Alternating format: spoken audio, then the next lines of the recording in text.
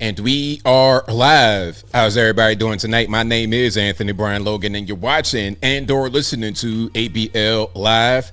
Thank y'all for joining me tonight. You could be almost anywhere in the world, but you're right here with me live on the show, and I appreciate y'all for that.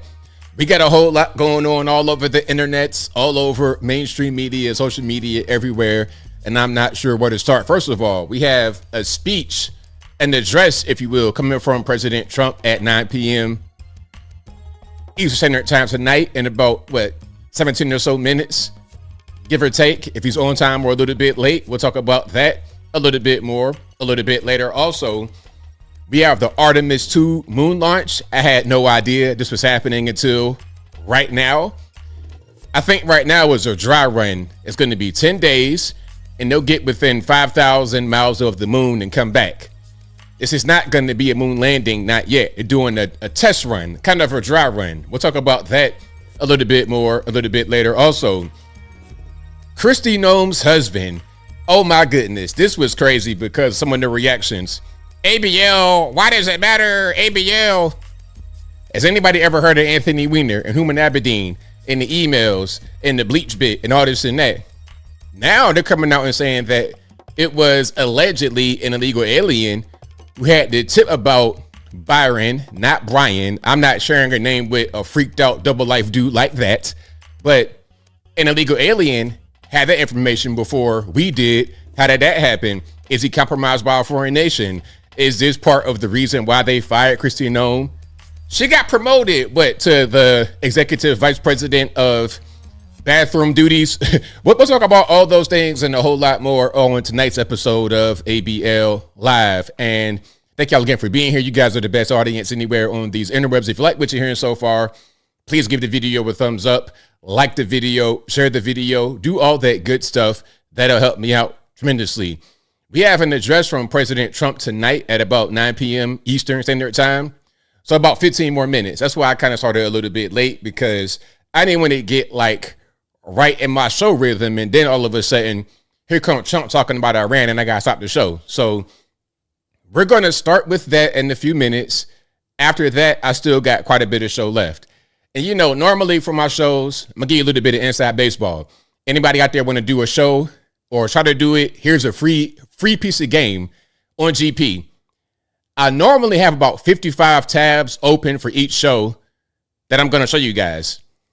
I may not always get through all of my tabs, but usually between 50 and 55 tabs. So I said, okay, today I'm going to condense the show. I got about 40 tabs open rather than my usual 53.5 tabs I have open for each show. Okay, so that means when I get to show my videos, okay, I'm showing, and I got them all in order.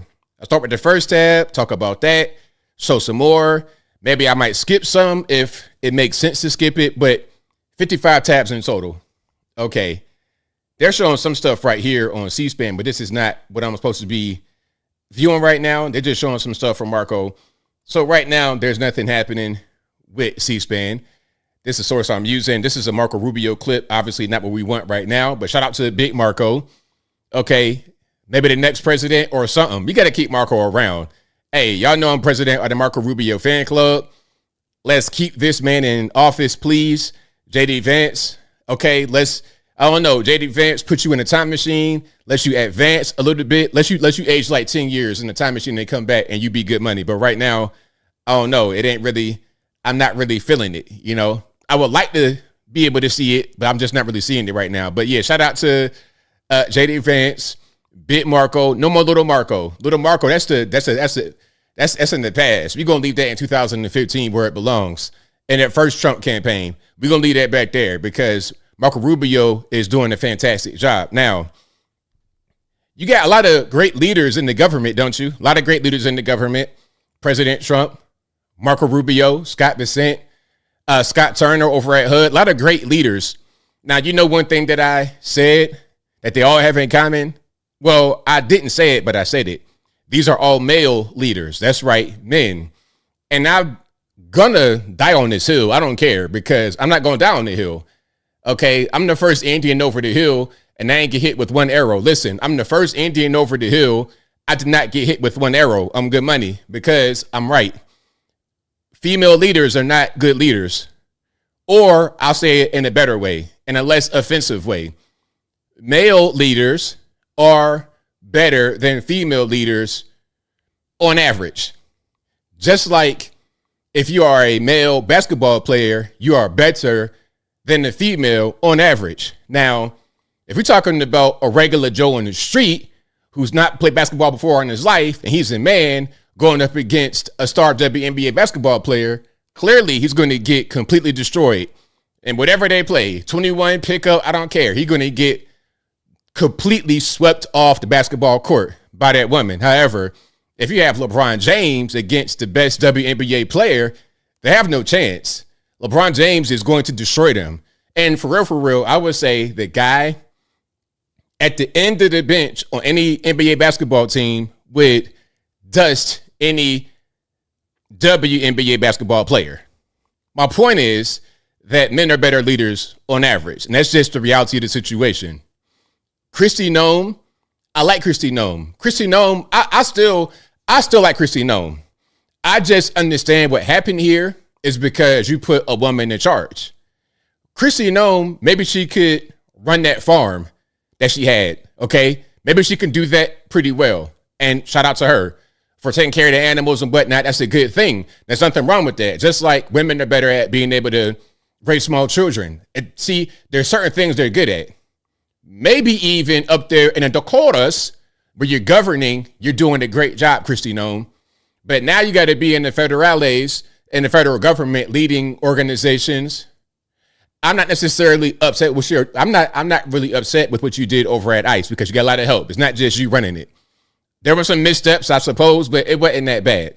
But see, we see some things behind the scenes that aren't going very well that male leaders are less likely to do. We're seeing more just from the female leaders. We see it from, I can name names. Let's talk about it right quick. People who have done things like this. When I say things like this, I mean, get involved with some creep, some scumbag who takes their money from them, which comes from the taxpayer.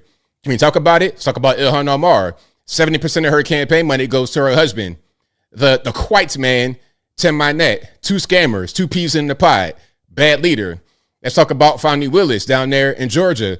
$600,000 at least of your taxpayer money went to her sugar baby, Big Nate. And he was married, of course, per use, 26 years, kids, grandkids, the whole 9 yards. Kristi Noem tried to or gave part of 250 million U.S. American cold hard cash tax dollars to her sugar baby, Corey Lewandowski. Must I go on? Need I go on? This has been a consistent thing. It's been a consistent thing. Now, Bill Clinton, Slick Willie, he had his intern up under the situation, right? But I did not hear about Monica getting any money from the taxpayer. I'm just saying. Slick Willie was crazy. He did his thing. He was out there in Little Rock, really just doing the most. Allegedly got mixed kids out there in Little Rock, you know, growing up, gang banging.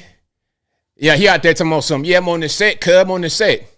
Hey, ain't you Bill Clinton's son? Nah, man, I'm banging hood.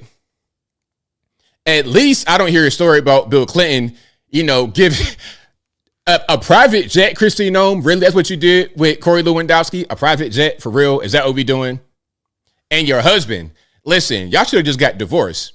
Maybe that's that small town kind of thing. Small town Christian, you want to save face. I get it. I understand. But y'all living a ridiculous life. Your husband is like Anthony Weiner, Huma Abedin. Remember that situation? I covered that story. This reminds me of that almost to the T. Because Anthony Weiner had some kind of issue, some kind of online addiction. I say it like that. This is a family show we got kids watching. He had an online addiction. Whatever that addiction was, it was a little bit on a dark side of things, if we can just say that, right? He has this addiction. Meanwhile, he's using the computer that emails from Hillary Clinton at that time, Secretary of State, if I'm not mistaken, was on the same computer. It's like, bro, you are compromising a device, especially like a government device. That device gets compromised, you get compromised, you compromising the government. Same thing, Kristi Noem. They said that it was an illegal alien who had the tip about him being on that site with the stuff. Y'all know what I'm talking about. The Peggy Bundys, the Dolly Partons, That kind of stuff. It's like, bro, whatever kind of perversion, whatever kind of little thing you got going on, keep it under control. Your wife is the DHS secretary. We're trying to catch illegal aliens. Here you are, prancing around like Britney Spears in 2001. Okay, Britney Spears plus Dolly Parton, all wrapped in one. It's like, my man, focus on the prize. Focus on the bag. You are an insurance mogul. Your wife's in the federales. Just focus on that. But see, people, they can't do that all the time, and they got to do a bunch of extra stuff. But anyway, shout out to the federales for firing Kristi Noem before all this stuff came out. Imagine that. Imagine the embarrassment.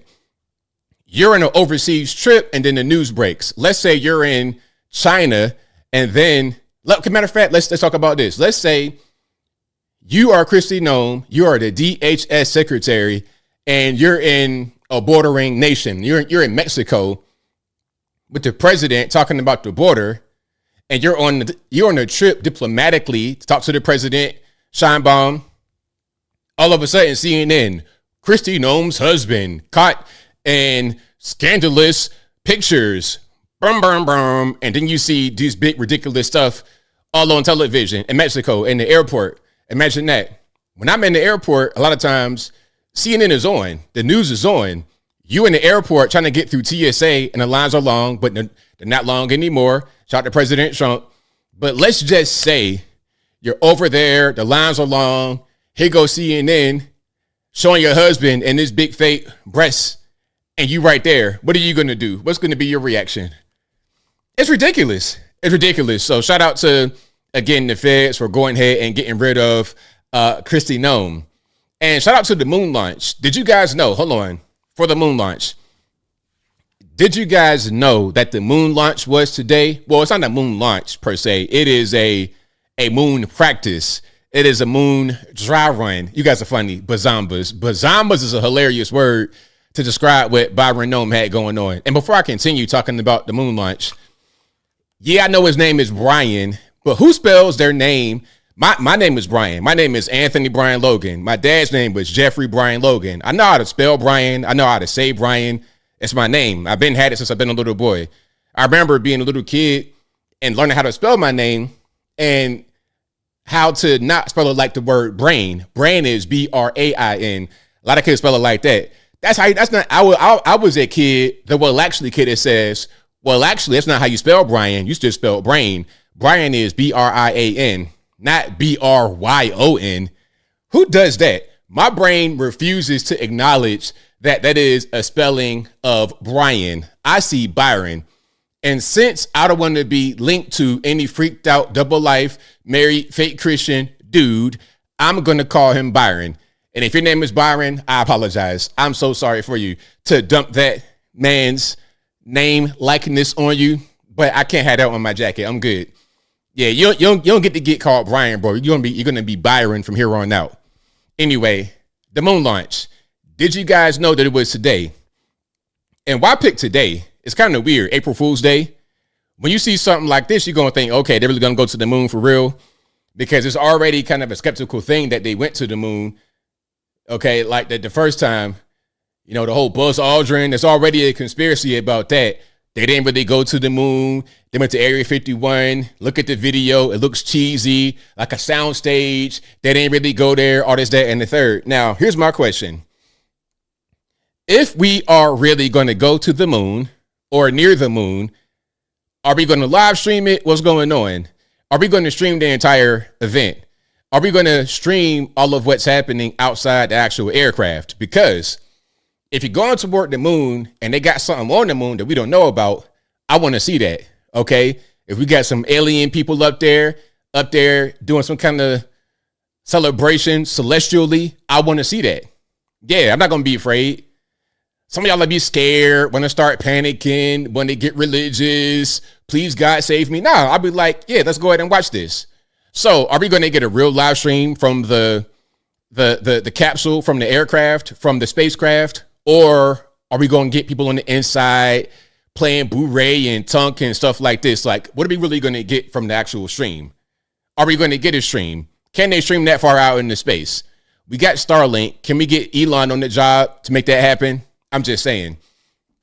But shout out to you guys. I had no idea the moon launch was happening today, but it is. And also, if you're just now coming in, we got President Trump's speech at 9 p.m. We're about 2 minutes till right now. So whenever they get started, I have a window, a tab right here. So whenever they get started, it'll pop up and I'll be able to see it. But for right now, we're just waiting for Trump to talk about the Iran war. Now, what do y'all think Trump will say in the Iran war address? Will he say how long it's going to be? Because that's my question. Really, I don't have many questions that I would like to have answered, but the main question is, how long are we going to have to deal with this? Because the biggest issue that we're facing is the gas prices. Now, look, I understand that this had to be done. I understand that it was going to happen sooner or later. You might as well do it right now while they're vulnerable, get it out the way and move on with your life. I understand what's happening here. I get it. But am I trying to pay an arm and a leg of my firstborn child, the gas pump, every single time? Am I trying to do that? Okay, every time I go to the pump, the price gets higher and higher. It's like, my goodness, you can't even really, what's the point? Like, you can't even really stock up. I mean, you can, like, I have a little bit of gas in the jerry can, but I'm not trying to be one of these people that has a whole truck bed full of gasoline. Because if it's like that, then, I mean, if I got to use that, then where am I going? If I got to use that for real, then where am I going? And, okay, I might save some money on gas, but really, it's not that serious. What I want them to do is just to go ahead and wrap this on up. Open the Strait of Hormuz, open that up, and let's get back rolling. And not just for the USA, but for the entire world, because 80 to 90% of Asia's liquefied natural gas comes from Qatar. 80 to 90%. So if they can't get any LNG out at all because the strait is blocked, then Asia is going to collapse. You're going to have worldwide calamity. Exactly. Old Fox is Mad Max. If it's got to be like Mad Max, then I got bigger problems than gasoline. I'm talking about ammunition. I'm talking about food and water at that point. But anyway, what will happen to these nations if that strait is continuously blocked? Iran talking about, it's going to be a toll. Okay, so what are we doing? You're just trying to get some money? Talking about you want 2 million yuan, 250 grand per ship. All right, well, watch this. You're going to get a few of them. Hey, rather than getting that amount of money per vessel, you're going to get a missile that costs that much right on top of your head. Open. And the thing about it is, they're blocking all these Arab oil producing nations and making their citizenry suffer. You're talking about Qatar, Bahrain, Kuwait, Iraq, Saudi Arabia, UAE. All of them are being blocked right now because Iran has a blockade. And the oil is going to a lot of different places. Mauritania, all over the whole world, the oil and resources are going to. So you're getting in the way of the entire world progressing because you guys are still backwards, still Allah Akbar, like it's the year 700 AD, it's 2026, get out the way. We're not trying to necessarily take your oil. I mean, we might, but that ain't really, you're blocking everybody else. You're blocking everybody else, not even involved. You're just in the way, totally in the way. And shout out to NATO for finally getting off their hind parts, maybe a little bit. I mean, listen, if NATO is not trying to participate, then okay, that's fine. All right, hold on, we got some movement.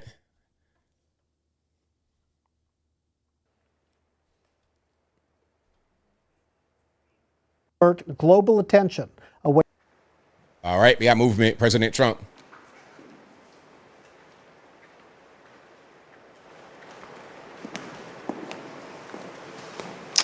Thank you very much. My fellow Americans, good evening. Let me begin by congratulating the team at NASA and our brave astronauts on the successful launch of Artemis II. It was quite something. It will be traveling further than any manned rocket has ever flown and will very substantially pass the moon, go around it, and come back home from a distance that has never been done before. It's amazing. They are on the way, and God bless them. These are brave people. We want to God bless those 4 unbelievable astronauts. As we speak this evening, it's been just 1 month since the United States military began Operation Epic Fury, targeting the world's #1 state sponsor of terror, Iran. In these past 4 weeks, our armed forces have delivered swift, decisive, overwhelming victories on the battlefield. Victories like few people have ever seen before. Tonight, Iran's Navy is gone. Their Air Force is in ruins. Their leaders, most of them, terrorist regime they led, are now dead. Their command and control of the Islamic Revolutionary Guard Corps is being decimated as we speak. Their ability to launch missiles and drones is dramatically curtailed, and their weapons factories and rocket launchers are being blown to pieces. Very few of them left. Never in the history of warfare has an enemy suffered such clear and devastating large-scale losses in a matter of weeks. Our enemies are losing in America, as it has been for 5 years under my presidency, is winning, and now winning bigger than ever before. Before discussing this current situation, I also want to thank our troops for the masterful job they did in taking the country of Venezuela in a matter of minutes. That hit was quick, lethal, violent, and respected by everyone all over the world. After rebuilding our military during my first term, we have by far the strongest military anywhere in the world. And now we're working along with Venezuela and are, in a true sense, joint venture partners. We're getting along incredibly well in the production and sale of massive amounts of oil and gas, the second largest reserves on earth after the United States of America. We're now totally independent of the Middle East, and yet we are there to help. We don't have to be there. We don't need their oil. We don't need anything they have, but we're there to help our allies. Tonight, I want to provide an update on the tremendous progress our warriors have made in Iran and discuss why Operation Epic Fury is necessary for the safety of America and the security of the free world. From the very first day I announced my campaign for president in 2015, I have vowed that I would never allow Iran to have a nuclear weapon. This fanatical regime has been chanting death to America, death to Israel for 47 years. Their proxies were behind the murder of 241 Americans in the Marine barracks bombing in Beirut, the slaughter of hundreds of our service members with roadside bombs. They were involved in the attack on the USS Cole, and they carried out the countless other heinous acts, including the just horrible, bloody atrocities of October 7th in Israel, something that most people have never seen anything like it. This murderous regime also recently killed 45,000 of their own people who were protesting in Iran. 45,000 dead. For these terrorists to have nuclear weapons would be an intolerable threat. The most violent and thuggish regime on earth would be free to carry out their campaigns of terror, coercion, conquest, and mass murder from behind a nuclear shield. I will never let that happen, and neither should any of our past presidents. This situation has been going on for 47 years and should have been handled long before I arrived in office. I did many things during my 2 terms in office to stop the quest for nuclear weapons by Iran first, and perhaps most importantly, I killed General Qasem Soleimani in my first term. He was an evil genius, brilliant person, a horrible human being, however, the father of the roadside bomb, and he lived just horrible what he did. Iran would have been perhaps in far better, stronger position. Had he lived, we would have had probably a different conversation tonight. But you know what? We'd still be winning and winning big. And then, very importantly, I terminated Barack Hussein Obama's Iran nuclear deal, a disaster. Obama gave them $1.7 billion in cash, green cash, took it out of banks from Virginia, D.C., and Maryland, all the cash they had. He flew it by airplanes in an attempt to buy their respect and loyalty, but it didn't work. They laughed at our president and went on with their mission to have a nuclear bomb. His Iran deal would have led to a colossal arsenal of massive nuclear weapons for Iran, and they would have had them years ago, and they would have used them. It would have been a different world. There would have been no Middle East and no Israel right now, in my opinion, the opinion of a lot of great experts, had I not terminated that terrible deal. And I was so honored to do it. I was so proud to do it. It was so bad right from the beginning. Essentially, I did what no other president was willing to do. They made mistakes, and I am correcting them.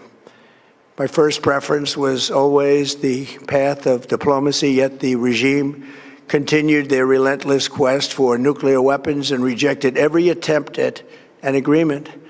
For this reason, in June, I ordered a strike on Iran's key nuclear facilities, an Operation Midnight Hammer. Nobody's ever seen anything like it. Those beautiful B-2 bombers performed magnificently. We totally obliterated those nuclear sites.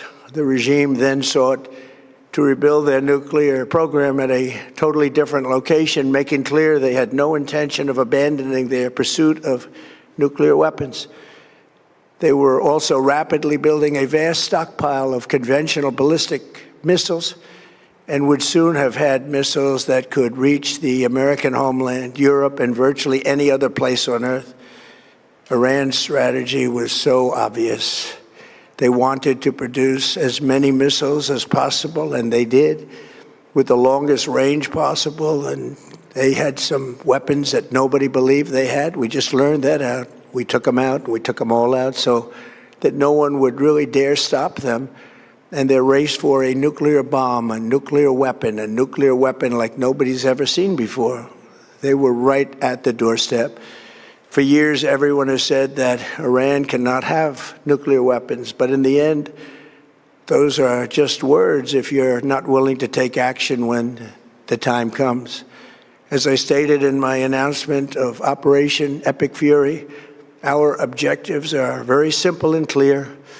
We are systematically dismantling the regime's ability to threaten America or project power outside of their borders. That means eliminating Iran's Navy, which is now absolutely destroyed, hurting their Air Force and their missile program at levels never seen before, and annihilating their defense industrial base. We've done all of it. Their Navy is gone, their Air Force is gone, their missiles are just about used up or beaten.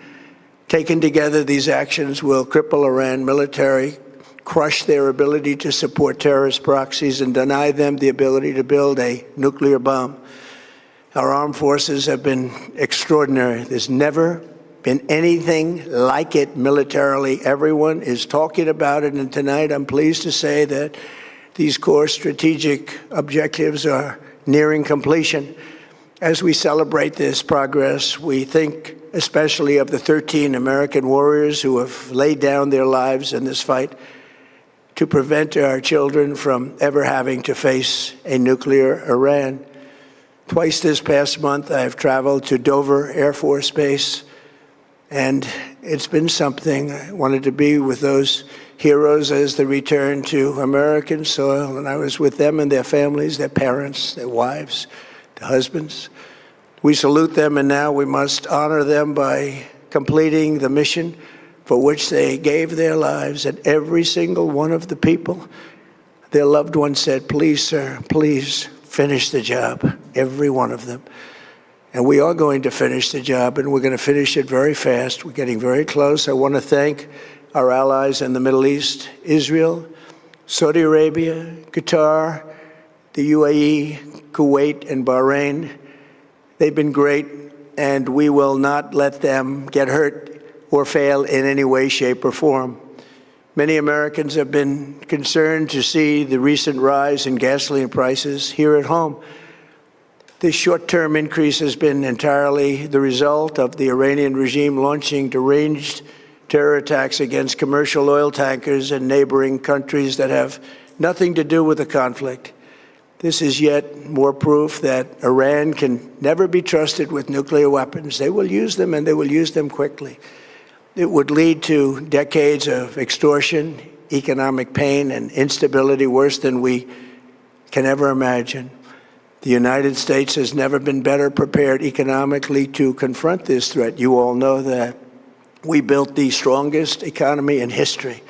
We're going through it right now, the strongest in history. In 1 year, we've taken a dead and crippled country. I hate to say that, but we were a dead and crippled country after the last administration and made it the hottest country anywhere in the world by far, with no inflation, record-setting investments coming into the United States, over $18 trillion, and the highest stock market ever, with 53 all-time record highs in just 1 year. It all positioned us to get rid of a cancer that has long simmered. It's known as the nuclear Iran, and they didn't know what was coming. They've never imagined it. Remember, because of our Drill Baby Drill program, America has plenty of gas. We have so much gas. Under my leadership, we are #1 producer of oil and gas on the planet, without even discussing the millions of barrels that we're getting from Venezuela. Because of the Trump administration's policies, we produce more oil and gas than Saudi Arabia and Russia combined. Think of that, Saudi Arabia and Russia combined. And that number will soon be substantially higher than that. There's no country like us anywhere in the world, and we're in great shape for the future. The United States imports almost no oil through the Hormuz Strait and won't be taking any in the future. We don't need it. We haven't needed it, and we don't need it. We've beaten and completely decimated Iran. They are decimated, both militarily and economically and in every other way. And the countries of the world that do receive oil through the Hormuz Strait must take care of that passage. They must cherish it. They must grab it and cherish it. They can do it easily. We will be helpful, but they should take the lead in protecting the oil that they so desperately depend on. So to those countries that can't get fuel, many of which refuse to get involved in the decapitation of Iran, we had to do it ourselves. I have a suggestion. #1, buy oil from the United States of America. We have plenty. We have so much. And #2, build up some delayed courage. Should have done it before. Should have done it with us, as we asked. Go to the Strait and just take it. Protect it. Use it for yourselves. Iran has been essentially decimated. The hard part is done, so it should be easy. And in any event, when this conflict is over, the Strait will open up naturally. It'll just open up naturally. They're going to want to be able to sell oil because that's all they have to try and rebuild. It will resume the flowing, and the gas prices will rapidly come back down. Stock prices will rapidly go back up. They haven't come down very much, frankly. They came down a little bit, but they've had some very good days over the last couple of days. We've done actually much better than I thought, but we had to take that little journey to Iran to get rid of this horrible threat. With our historic tax cuts, where people are just now talking about receiving larger refunds than they ever thought possible, they are getting so much more money than they thought. That's from the great big beautiful bill. Our economy is strong and improving by the day, and it will soon be roaring back like never before. It will top the levels that it was a month ago. I've made clear from the beginning of Operation Epic Fury that we will continue until our objectives are fully achieved. Thanks to the progress we've made, I can say tonight that we are on track to complete all of America's military objectives shortly, very shortly. We're going to hit them extremely hard over the next 2 to 3 weeks. We're going to bring them back to the Stone Age they belong. In the meantime, discussions are ongoing. Regime change was not our goal. We never said regime change, but regime change has occurred because of all of their original leaders' death. They're all dead. The new group is less radical and much more reasonable. Yet if during this period of time no deal is made, we have our eyes on key targets. If there is no deal, we are going to hit each and every one of their electric generating plants very hard and probably simultaneously. We have not hit their oil, even though that's the easiest target of all, because it would not give them even a small chance of survival or rebuilding. But we could hit it, and it would be gone, and there's not a thing they could do about it. They have no anti-aircraft equipment. Their radar is 100% annihilated. We are unstoppable as a military force. The nuclear sites that we obliterated with the B-2 bombers have been hit so hard that it would take months to get near the nuclear dust, and we have it under intense satellite surveillance and control. If we see them make a move, even a move for it, we'll hit them with missiles very hard again. We have all the cards, they have none. It's very important that we keep this conflict in perspective. American involvement in World War I lasted 1 year, 7 months, and 5 days. World War II lasted for 3 years, 8 months, and 25 days. The Korean War lasted for 3 years, 1 month, and 2 days. The Vietnam War lasted for 19 years, 5 months, and 29 days. Iraq went on for 8 years, 8 months, and 28 days. We are in this military operation, so powerful, so brilliant, against one of the most powerful countries for 32 days. And the country has been eviscerated and essentially is really no longer a threat. They were the bully of the Middle East, but they're the bully no longer. This is a true investment in your children and your grandchildren's future. The whole world is watching, and they can't leave the power, strength, and brilliance. They just can't believe what they're seeing. They leave it to your imagination, but they can't believe what they're seeing, the brilliance of the United States military. Tonight, every American can look forward to a day when we are finally free from the wickedness of Iranian aggression and the specter of nuclear blackmail. Because of the actions we have taken, we are on the cusp of ending Iran's sinister threat to America and the world. And I'll tell you, the world is watching. And when we do, when it's all over, the United States will be safer, stronger, more prosperous, and greater than it has ever been before. May God bless the men and women of the United States Armed Forces, and may God bless the United States of America. Thank you very much, and good night. All right, there we have it. There it is. That is President Trump's address about the Iran war. Now, that was okay. I'm not mad at it. It wasn't a bad speech, but what I really wanted was a timeline. Okay, you're talking about all these wars that lasted for a certain amount of time. You said we've been over in Iran for 32 days. Okay, that's good so far. That's not too bad compared to the other ones. But there's two main things here. When will we come to a conclusion? And the main thing is the gas prices. At the pump, you're paying more. And then, of course, that will cause goods, services, etc. that must get shipped from anywhere in the world or in the country, even for a little bit, because, okay, you got a short truck run from point A in the state to point B in the state. Like, let's say you got things being shipped from Atlanta, Georgia to Dalton, Georgia, to Valdosta, Georgia, to Columbus, Georgia, to Savannah, to Athens.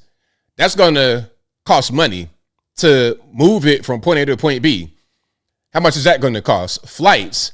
How much are flights going to cost? Is jet fuel affected?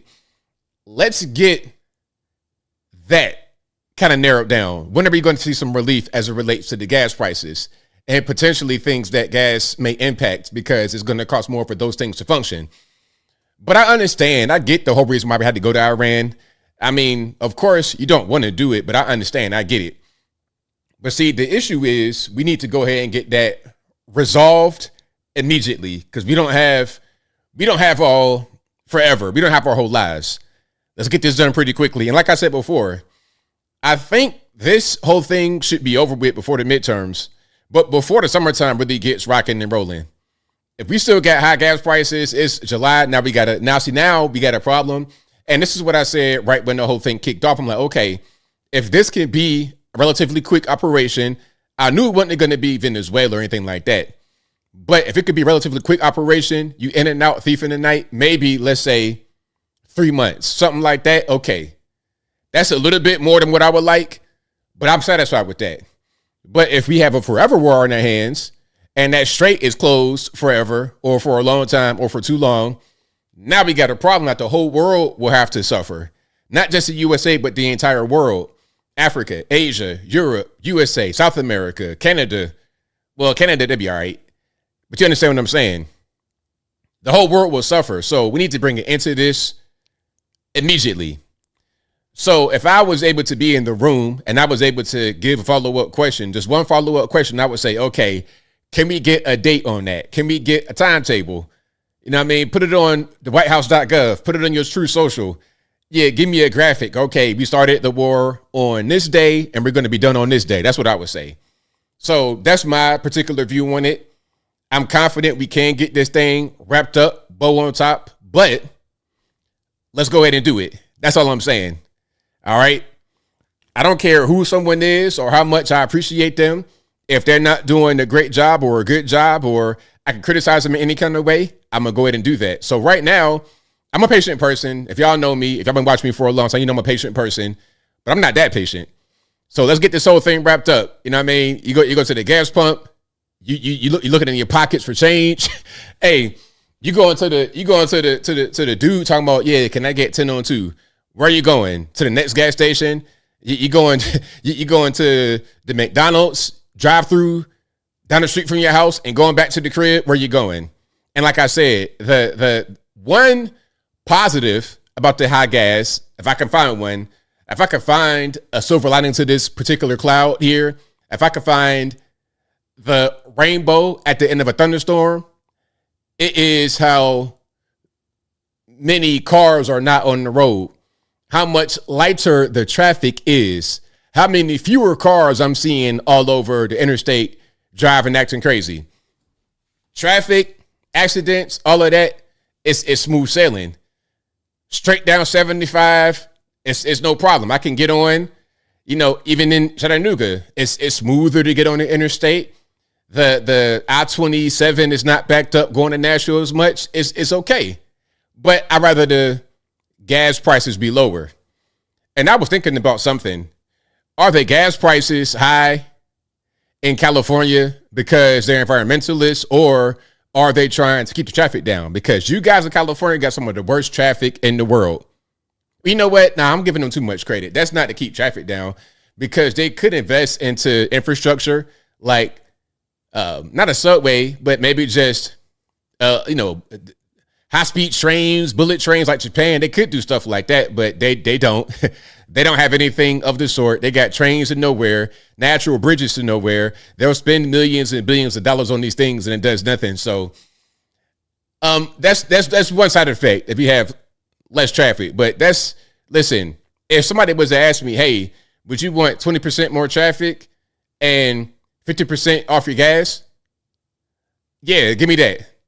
Give me that. 20% more traffic, but you get 50% off your gas.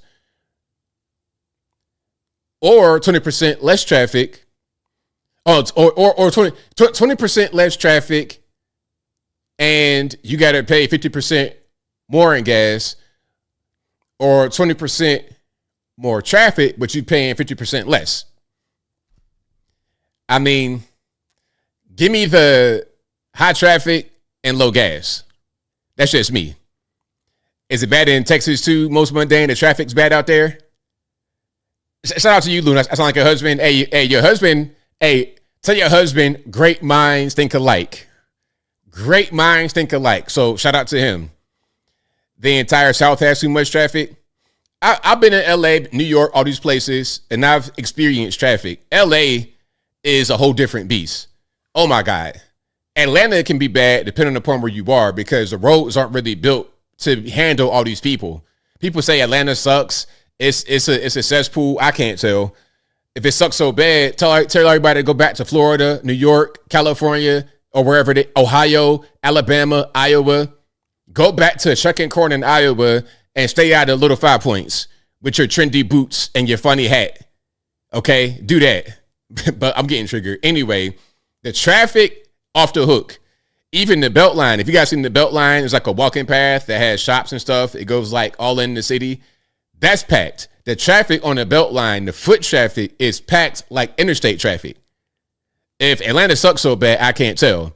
You know what really sucks? New York, California, Los Angeles, Chicago. And if you live there, shout out to you. I'm sure that you're a great person, but you know the governance in these places is going straight down. Brandon Johnson, need I say more? Karen Bass, Gavin Newsom, Zohran Mamdani. I got a video later on my show if I got some time.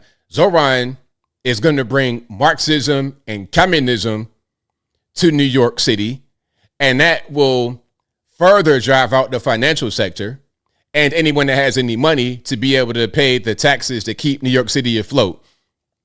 85,000 people, 85,000 humans out of millions, tens of millions in New York pay all the taxes for New York to stay afloat. If, let's say, 50% of them move, 10% of the, if 10% of that 85,000 go to Florida or Atlanta, Georgia, or wherever they go, you're going to feel it in New York City and in the entire state. You're going to feel it. The spending, the way they have their whole thing set up is not profitable. I feel like they brought in Zohran to be a form of a managed decline because New York City is going to have to contract regardless. It can't really grow anymore. So it's got to shrink. And I think Zohran could be an agent of that shrinkage, for lack of a better word, happening. But we'll see. If you're living in New York and you enjoy it, shout out to you. I hope that everything still stays the way you want it to be. But for me, if you were to say, hey, ABL, do you want to go to New York right now under Zohran Mamdani? Absolutely not. Absolutely not. They already got cats. They already got rats size of cats. I can't tell if it's a rat or a cat. It could be a cat in the bodega. I'd rather would see a cat just chilling anywhere than these big crazy rats. I just give me a nice good cat that don't bother nobody. They could be everywhere. A whole bodega full of cats. But the rats, the roaches, and they get in like advanced. They're speaking to each other. They got their own little language. I'm good. And then on top of that, I got to pay an exorbitant amount of money to do anything in the city. Walk outside and breathe. You got to pay a tax for that. Okay. You park your car in the city at any time. You got to pay a fee. You got to pay a fee to drive in the city. You got to pay a fee to park. You got to pay higher insurance. You got to pay $10,000 a week to live in the shoebox. It's too much. But again, I don't want to just dump on New York. Shout out to you guys out there if you're living in New York City. I know you're a great person, but the governance is not. Now, before I get into anything, we kind of got thrown off a little bit by the speech. I'm going to ask you guys for your opinion on the speech before I continue. What's your opinion on it? Was it a good one, bad one? Did you learn anything? For me, it was okay. I think he's had better speeches. I think it's just like an update. It wasn't really a speech. Just kind of a quick update on what's happening with the war. I appreciate the transparency, but I would need a little bit more transparency as far as when do you see the actual date of conclusion? Is there a particular date? Maybe you don't want to disclose that because national security, I understand, but I would still like to know if that question is able to be answered, what the answer to the question is. All right, what's going on, Drew? Drew Peanut says, my girlfriend Onisha loves your show, biggest fan. Shout out to Onisha, and shout out to you as well. We got some really good taste in the building. Okay, you got a good girlfriend, man, because she got good taste just like you. Y'all two peas in the pod. Okay, y'all peanut butter and jelly. I like that a lot. So shout out to y'all. Shout out to y'all. Donde 2K says it was an update. Maybe should have hired Dennis Miller to do it. That's funny. Shout out Dennis Miller. Okay, shout out Dennis Miller. Nothing new. You seem tired and monotone. Yeah, I would say so.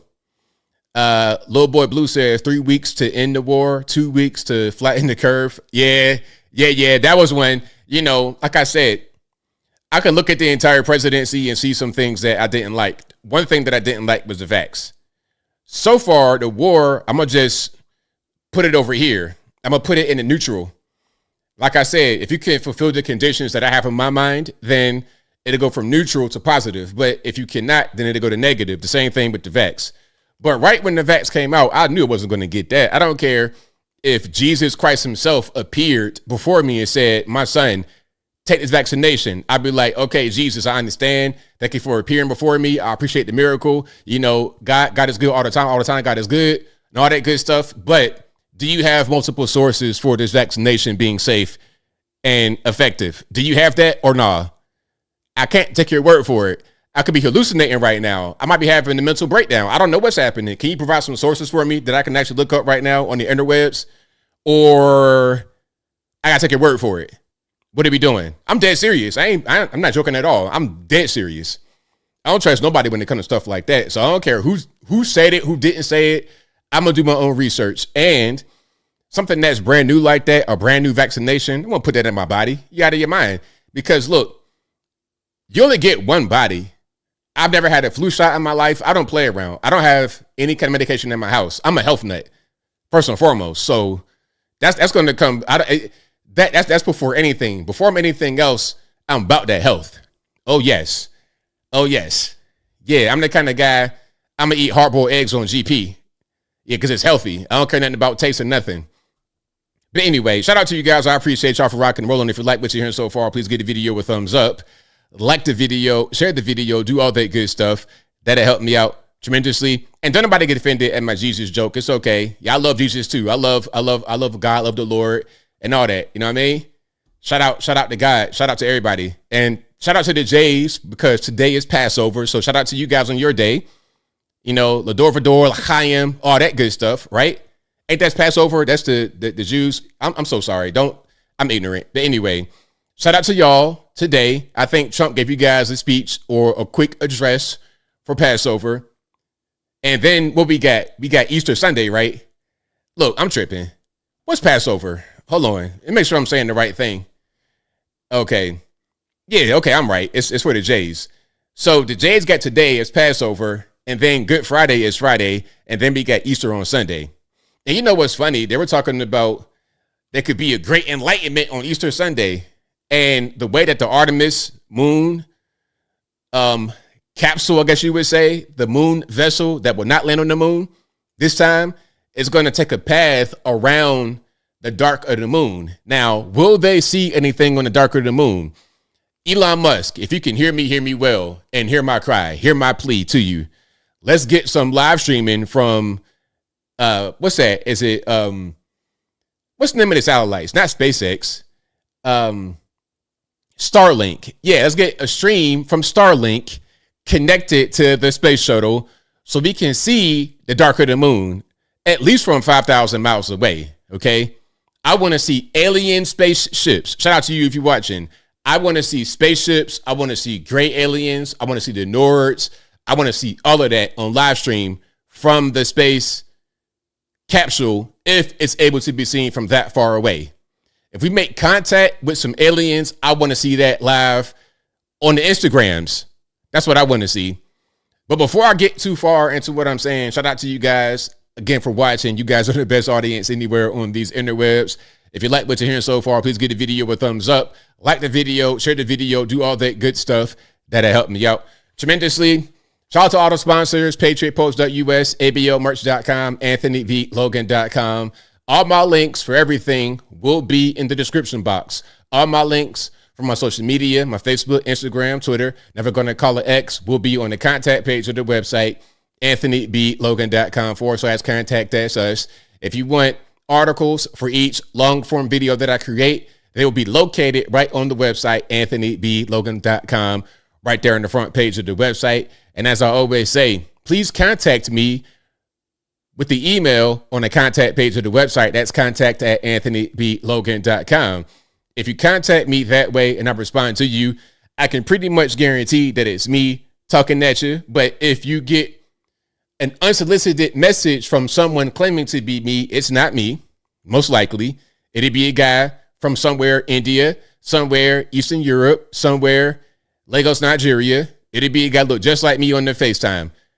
But their voice will sound a tad bit different. It won't be the exact same.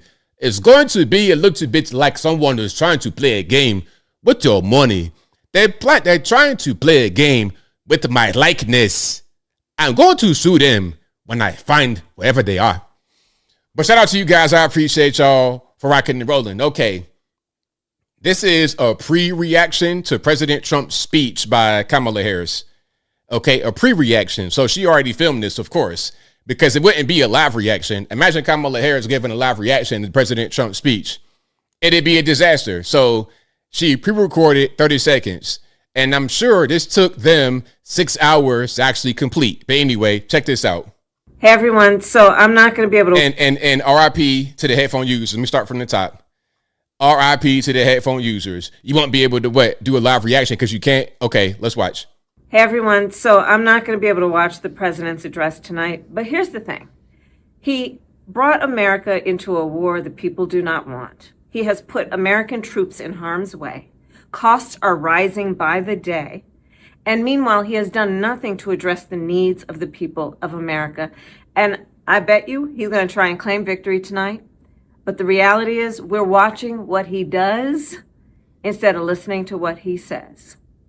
Hey, everyone. All right, there we go. That is Kamala Harris' pre-reaction to the speech because she can't be bothered to watch the actual speech. It took about 30 minutes. She can't be bothered to watch that. It's too many other important things going on, okay? She's got too many things happening. She has too much business to tend to, like a bottle of wine. And that bottle of wine getting real cold in the chiller, and she got some nice fresh glasses from the most expensive place. Hey, the glass is $100 each. She ready to go ahead and just get to the wine and go to bed. But anyway, that's Kamala Harris's reaction to, well, the pre-reaction. She recorded this before the speech came out. I don't know why to even have her talking, man. Just stop. Just Democrats, please.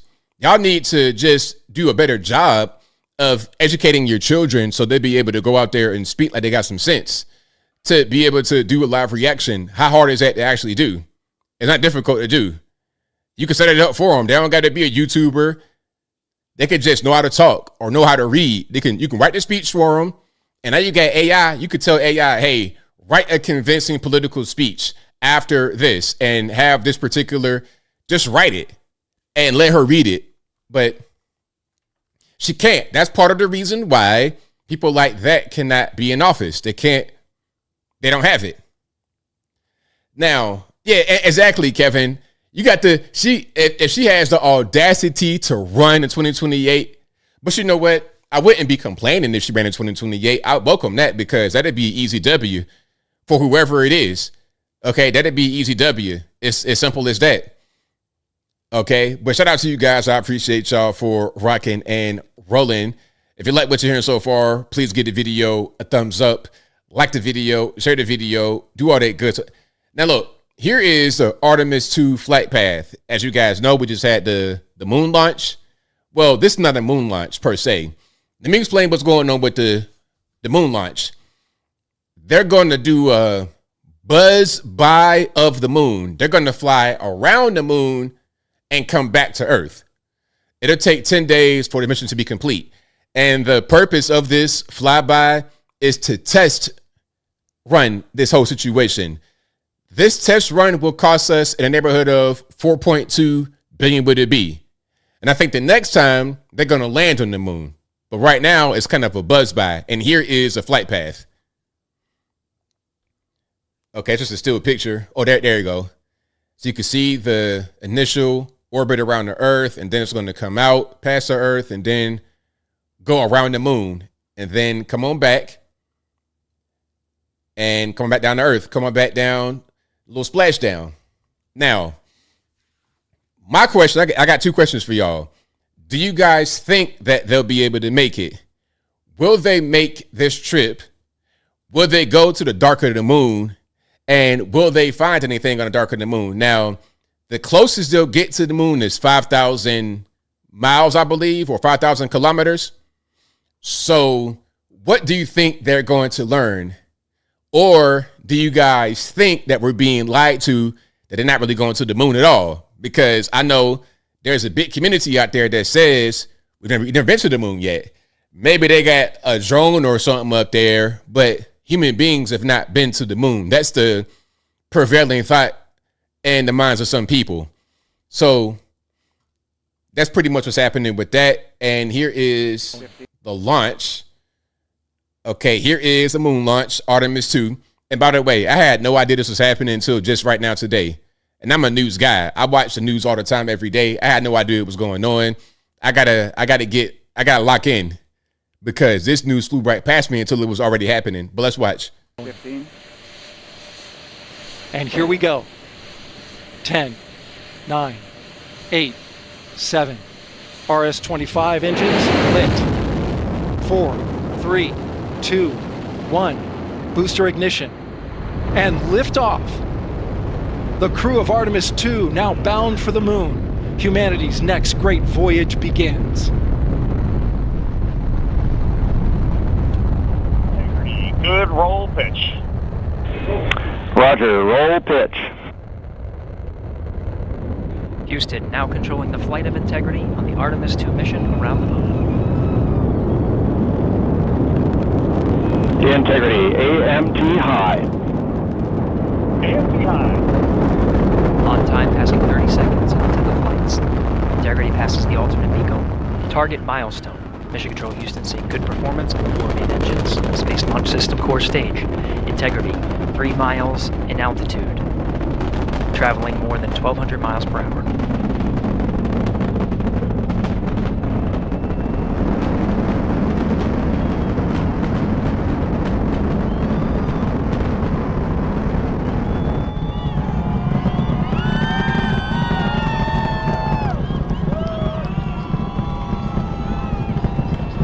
Mission elapsed time, passing 1 minute, approaching max Q. On, Ponce de Leon. Stan, we have you loud and clear on Ponce de Leon. Have you the same? Communication signal transfer confirmed as Integrity and its crew go supersonic. All right, there we go. So that's what's happening. This is the Artemis II Moon Launch. They're not going to land on the moon. They're going to do a buzz by, a flyover, a fly around of the moon. They're going to go to the dark of the moon. And again, Elon Musk, Starlink, cameras, figure it out, man. I want to see the dark of the moon. Look, we didn't spend, I think, 4.2 B's on this particular trip. Yeah, I want my money's worth. If I got to pay taxes, gunpoint all the time, or else I get deleted or go to the penitentiary, okay? I want my tax money to be used well, which means dark of the moon, I'm going to need the footage of the entire moon. I want the entire moon to be maps, like Google Maps. I want that. All right, let's keep on going here. So someone saw the moon launch from their flight. Okay, let me get a little bit less volume. RIP in advance to the headphone users. That is epic. Oh my gosh. And they are out of their minds right now. It's scary. Yay. They got all of the world is like.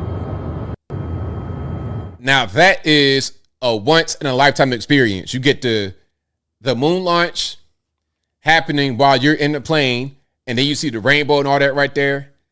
That's a beautiful picture to get. So shout out to them for being able to get that picture of the Artemis II going to the moon. All right. Now, here is a little bit of inside the spacecraft that they're going to be in. We've got both the toilet area and the exercise. Let me start from the top. Let me get the audio a little bit better. And there we go.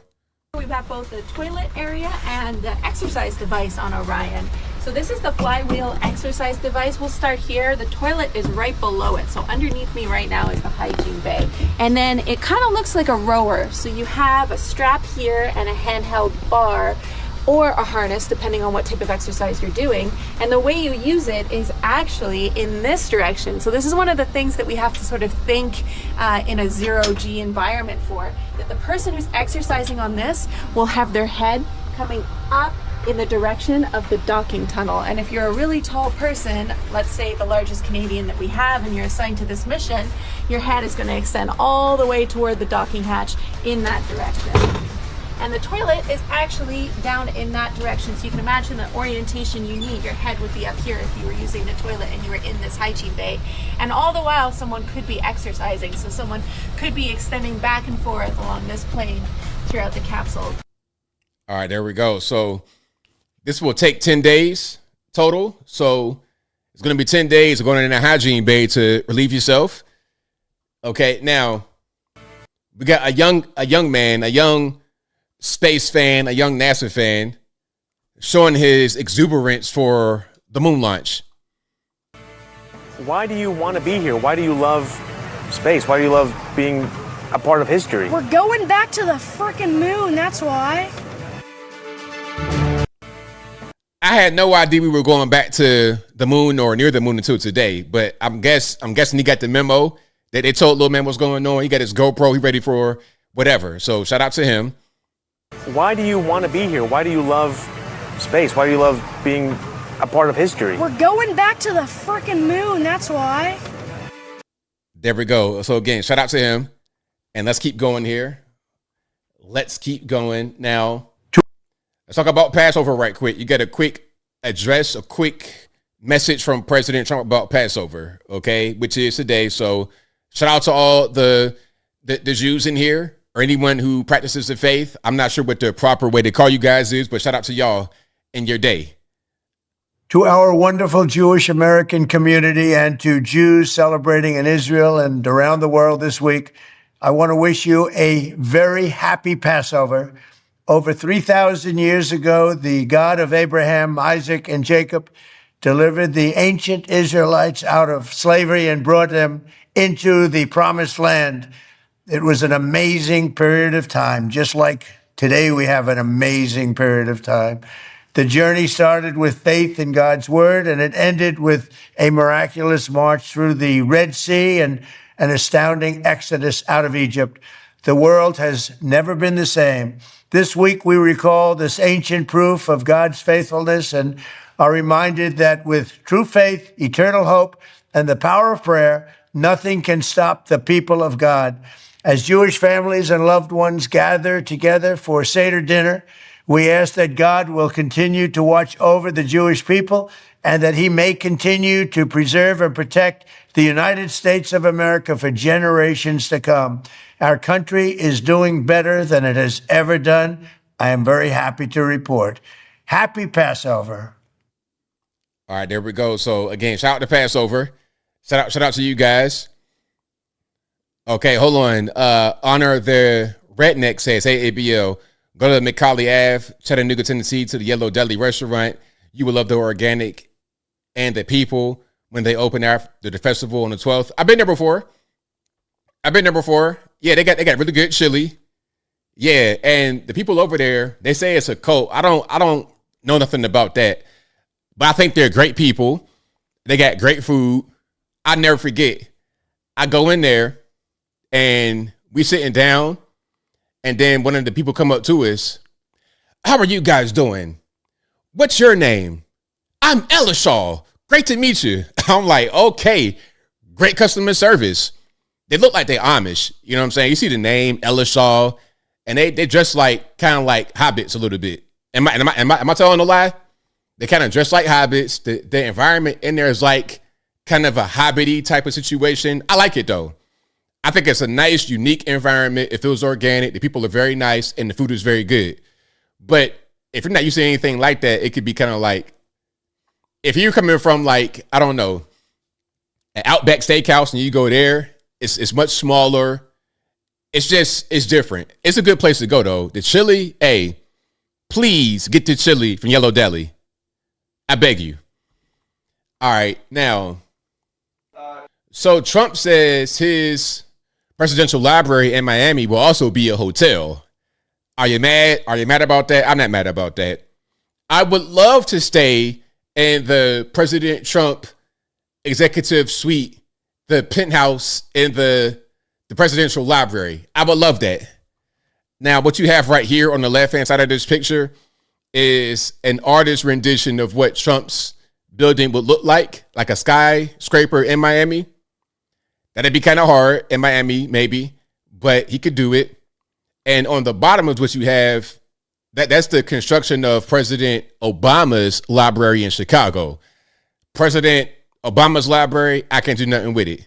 I can't do a thing with it. It's disgusting. That brutalist look, that communist Soviet Russia. And the funny part is they say Trump's the Russia guy. Meanwhile, Look at Obama's building. Look like straight Vladimir Lenin. Look like, something from that particular time. USSR vibes. On the top, it's elegant, it's over the top. Let's hear from Trump on the whole situation. Check it out. Your son Eric posted a photo of what will be the Trump Presidential Library. Yeah. It's a huge skyscraper.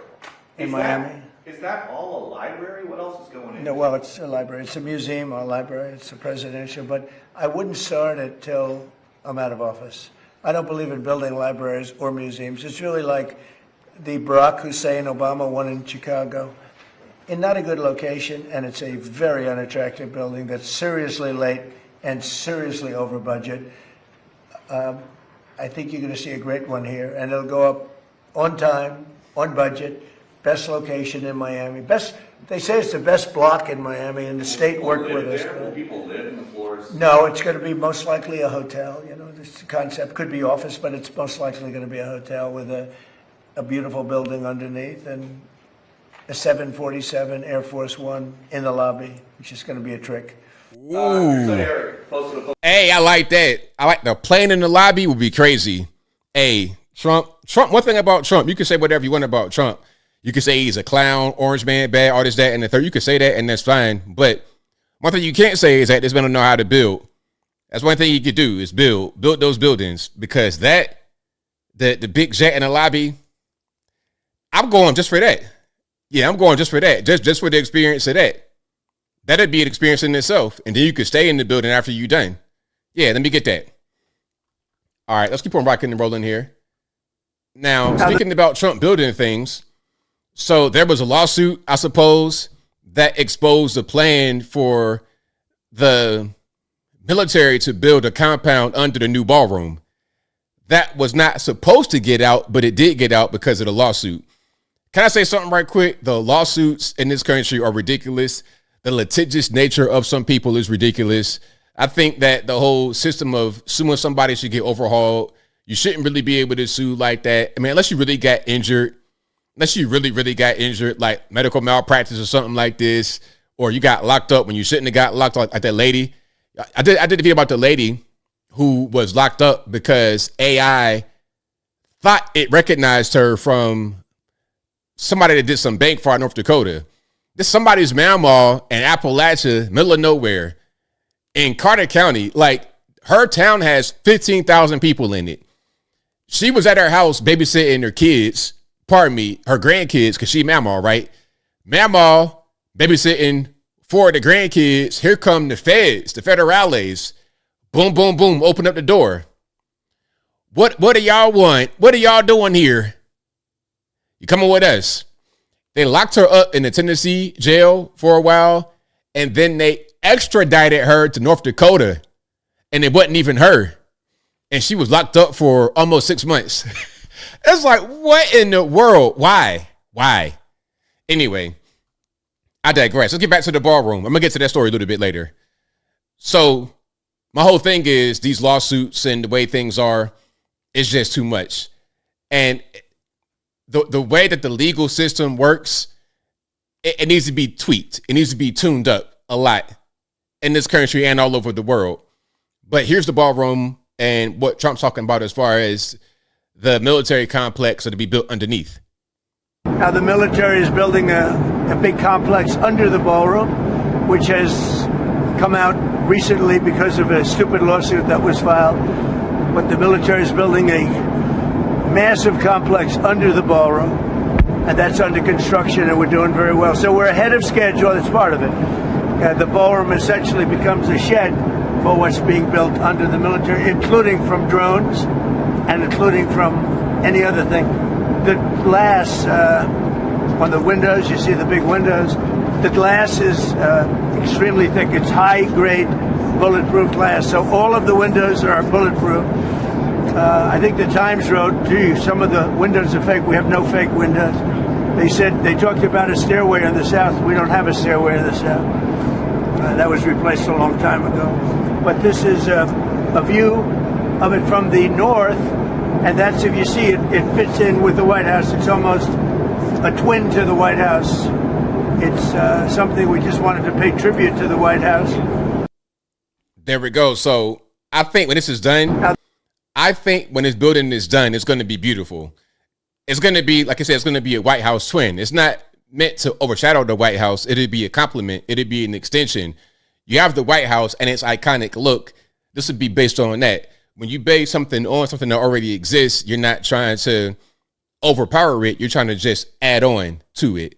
So you're always going to be subsequent and after an add-on to the original. So the original stays the original, keeping the same history that we've always had in Washington, D.C. So that's going to be good. When it's done, it'll be useful. And like I said before, the main thing about the ballroom is that when they have any events at the White House that cannot necessarily be had inside the White House, a lot of people, they have it out on the lawn and they put these tents up. That's not going to be very safe. That's a security risk. You got high profile people, the president, everybody else outside. That can be dangerous. So get them a nice place, nice accommodations, more safety. It just makes more sense. So shout out to Trump in the ballroom. Unfortunately, they had to reveal that it's going to be a military compound up underneath that. But you know how these lawsuits and whatnot work in the USA. All right, now let's keep on rocking here. Okay, we got a few things from Trump before the speech at a different speech today. You know, Trump may sound a little bit tired during the Iran speech tonight because this guy is working a whole lot. I can relate to Trump. I can be up all day. Like, I got a lot of energy. It don't matter. You know, I tell people I might go to bed at 3 o'clock in the morning. I'm up at 8 o'clock. I'm going. Yeah. So I think Trump might be the same way. And it's not affecting Trump in a negative way. He's already, 80 years old, and it's not showing signs of slowing down too much, unlike Joe Biden. But let's watch this. The White House, including Vice President J.D. Vance. I think J.D. is J.D. here? Where is J.D.? J.D. He's lost weight. He got a little thinner, and I'm looking for a heavy set gentleman, and now I find a perfect looking specimen. All right, so shout out to JD. Say he ain't fat JD no more, right? Fat JD is over with. You know, I'm not a little kid and at Mama's house fat no more. Nah, I'm looking good now. I'm in the gym. So shout out JD Vance. Okay, now speaking of the ballroom, here you're talking about it a little bit more. They call me king now. Do you believe it? No king. I'm such a king, I can't get a ballroom approved. Pretty amazing, right? I'm a king. If I was a king, we'd be doing a lot more. I'm doing a lot, but I could be doing a lot more if I was a king. They call me king. And you know what? He's telling the truth. One thing about it, they say, okay, no king. Trump's a king. King this, king that. Really? A king? If Trump was a king, would he need to have to go through all this rigmarole to get a ballroom approved? Would they be able to just leak that it had a military component to it? All the things that he is doing are within his purview. It's within his right to do. The things that he would like to do, or the things that I want to do if I was a king, I say all the time, if I could be the king and just rule by fiat, I would do X, Y, and Z, but I can't do that because we have checks and balances in the country. Because Trump may do some things that are good outside the rules, but if that was the case and nobody followed the rules, then you would get a Gavin Newsom in there and he would have the USA be an exact carbon copy of California, which would be a mess. So you cannot have that kind of power in the hands of a president. Even if some presidents could use the power to the benefit of the world, most of them would not. Okay, let's keep on rocking and rolling here. Now, I'm going to talk briefly about Kristi Noem's husband, Byron. ABL, his name is Brian. You can't read. Listen, like I said earlier, my name is Brian. My name is Anthony Brian Logan. I know how to spell Brian. My dad was Jeffrey Brian Logan, so I know what the word Brian is. I know how to spell Brian. It's B-R-I-A-N, not B-R-A-I-N. That's brain. B-R-I-A-N is Brian. Brian is not spelled B-R-Y-O-N. Who does that? Who does that? My brain will refuse to even make that connection. My brain, when I see B-R-Y-O-N, I see B-Y-R-O-N. I see Byron, like Byron Scott, the coach. That's what I see. I don't see a Brian. And also, I don't want no freaked out double life weirdo sharing any part of my name. So Kristi Noem's husband from henceforth shall be known as Byron. Anyway, so Trump responded, but they didn't have him on video saying it. I was trying to find it. I think Daily Miller reached out to him and then he responded, but it wasn't in the video of him saying it yet. So we all know Kristi Noem's husband has been outed for being a cross-dresser. And I saw y'all defending him in the comments. I saw that, defending him. Why does it matter, ABL? That's a private matter. Same thing with Huma Abedin and Anthony Weiner. Remember that story? Anthony Weiner compromising the laptop that Huma Abedin was receiving emails from Hillary Clinton on. He was national security risk. And like I said before, what if Kristi Noem is with Trump over in Mexico on some real business, and then somebody, in this case, if it was an illegal alien that did it, somebody leaks that Kristi Noem's husband dresses like Pamela Anderson for fun. You understand what I'm saying? He puts on a big Dolly Partons for no reason and is online sharing pictures of himself. He's talking to so-called women online. It could be men online. Imagine that information leaks while she's still the DHS secretary. It'd be a mess. But Trump responded and said, hey, I feel badly for their family. If that's the case, that's too bad. And I think I saw something else where he said, oh, I got confirmed. Well, hey, so it probably was already a thing that they had known about. Okay, now, I'm not going to show too much because we got little kids watching. Okay, we got little kids watching, so I ain't going to show too much. Okay, I'm going to show. I can't show too much, man. This is crazy. Okay, hold on. Y'all already seen it. Must I show it? Must I show it? I mean, good Lord. All right, hold on. I think this might be probably the most. Okay, I'm sorry. I had to show this, but that is Byron, not Brian. Byron. I'm gonna call him Byron Noem. Kristi Noem's husband with the fake breasts and the hot pants. Okay, you got this mean, big, tough guy look, right? It's ma'am. You got that look going on. Meanwhile, you're looking ridiculous. And see, people were wondering why was there no divorce? Because we all know, I think we all can say that Kristi Noem has had an affair with Corey Lewandowski for the past few years. And she spent quite a few taxpayer monies on that affair. I'm thinking, what, $250 million? $250 million from your taxpayer money that you spent on their affair? People are saying, hey, why doesn't her husband get divorced? Why are they still together? What's the excuse? Oh, he's a good Christian man. He's not going anywhere. He loves his wife. He never leave his wife. He's a good Christian man. Whole time, that's you. He's not left because she's not left. They both got demons, skeletons, or whatever you want to call it. She got an affair going on. He got this freaky double life, okay, playing like Dolly Parton, Britney Spears, Pamela Anderson on his free time. And in his daytime, he's big insurance mogul in the Dakotas. He's big money man, okay, big strong masculine man. On his free time, he's Lollipop Girl 87. That's what you got going on, man. And you know what? It's not surprising. It's not surprising because people do crazy things behind closed doors and you would never know. You would never know. So I'm not surprised. You know, and a lot of times, unfortunately, I'm going to say this, a lot of the political people, sometimes on the right, when they're excessively, I don't even know his particular ideology, what he said publicly. But sometimes there's certain people that I can identify. If they're a little bit too much anti-LGBT, like it's like a real thing, and then they bring religion in it. When they do that, I can kind of like, okay, there's something going on with you. There's something going on with you. The facade you present to the public, I'm able to see right through that. So I'm not surprised. But yeah. So here's Fox News. And some of y'all say this, oh, it's AI, ABL, it's AI. No, it's not.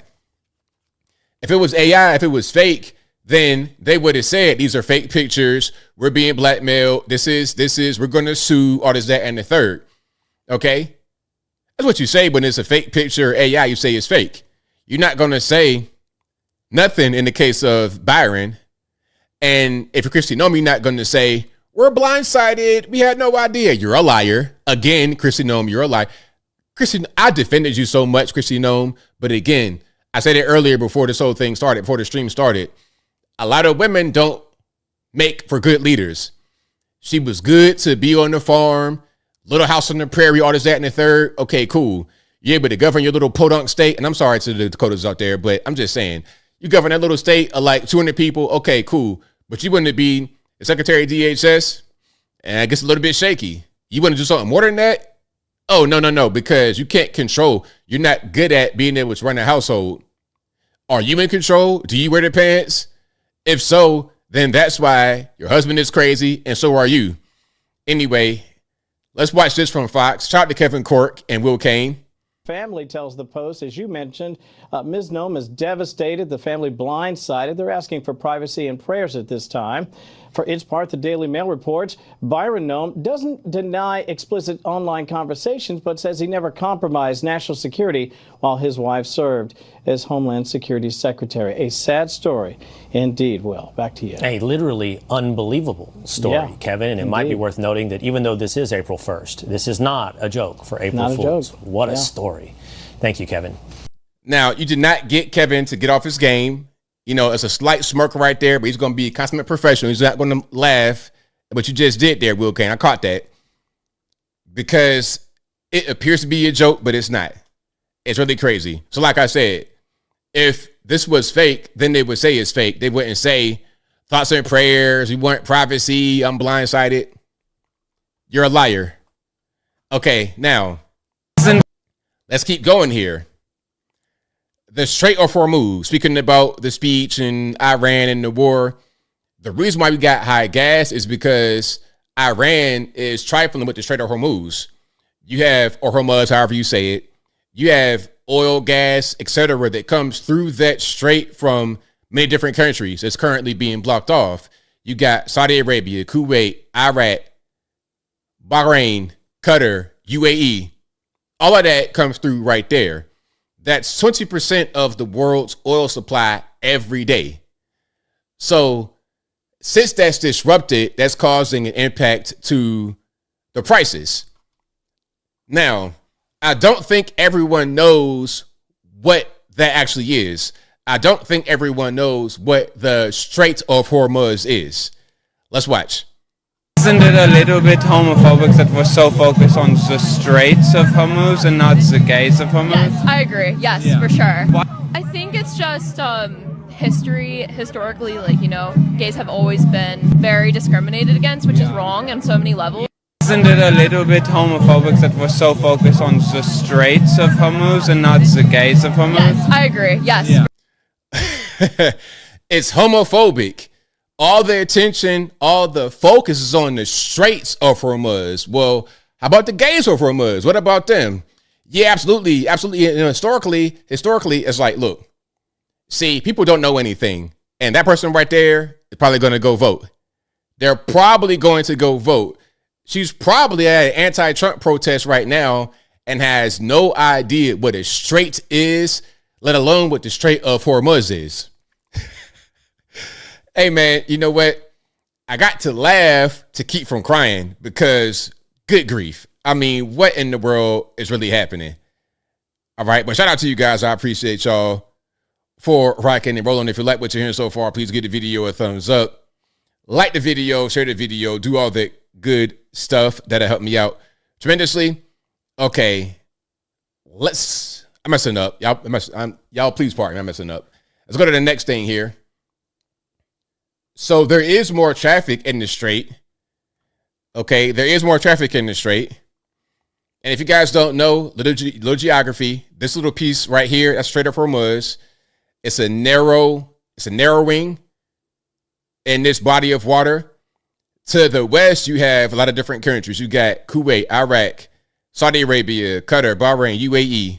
All of that is right over there. And they want to export what they have, their natural gas, their oil, etc.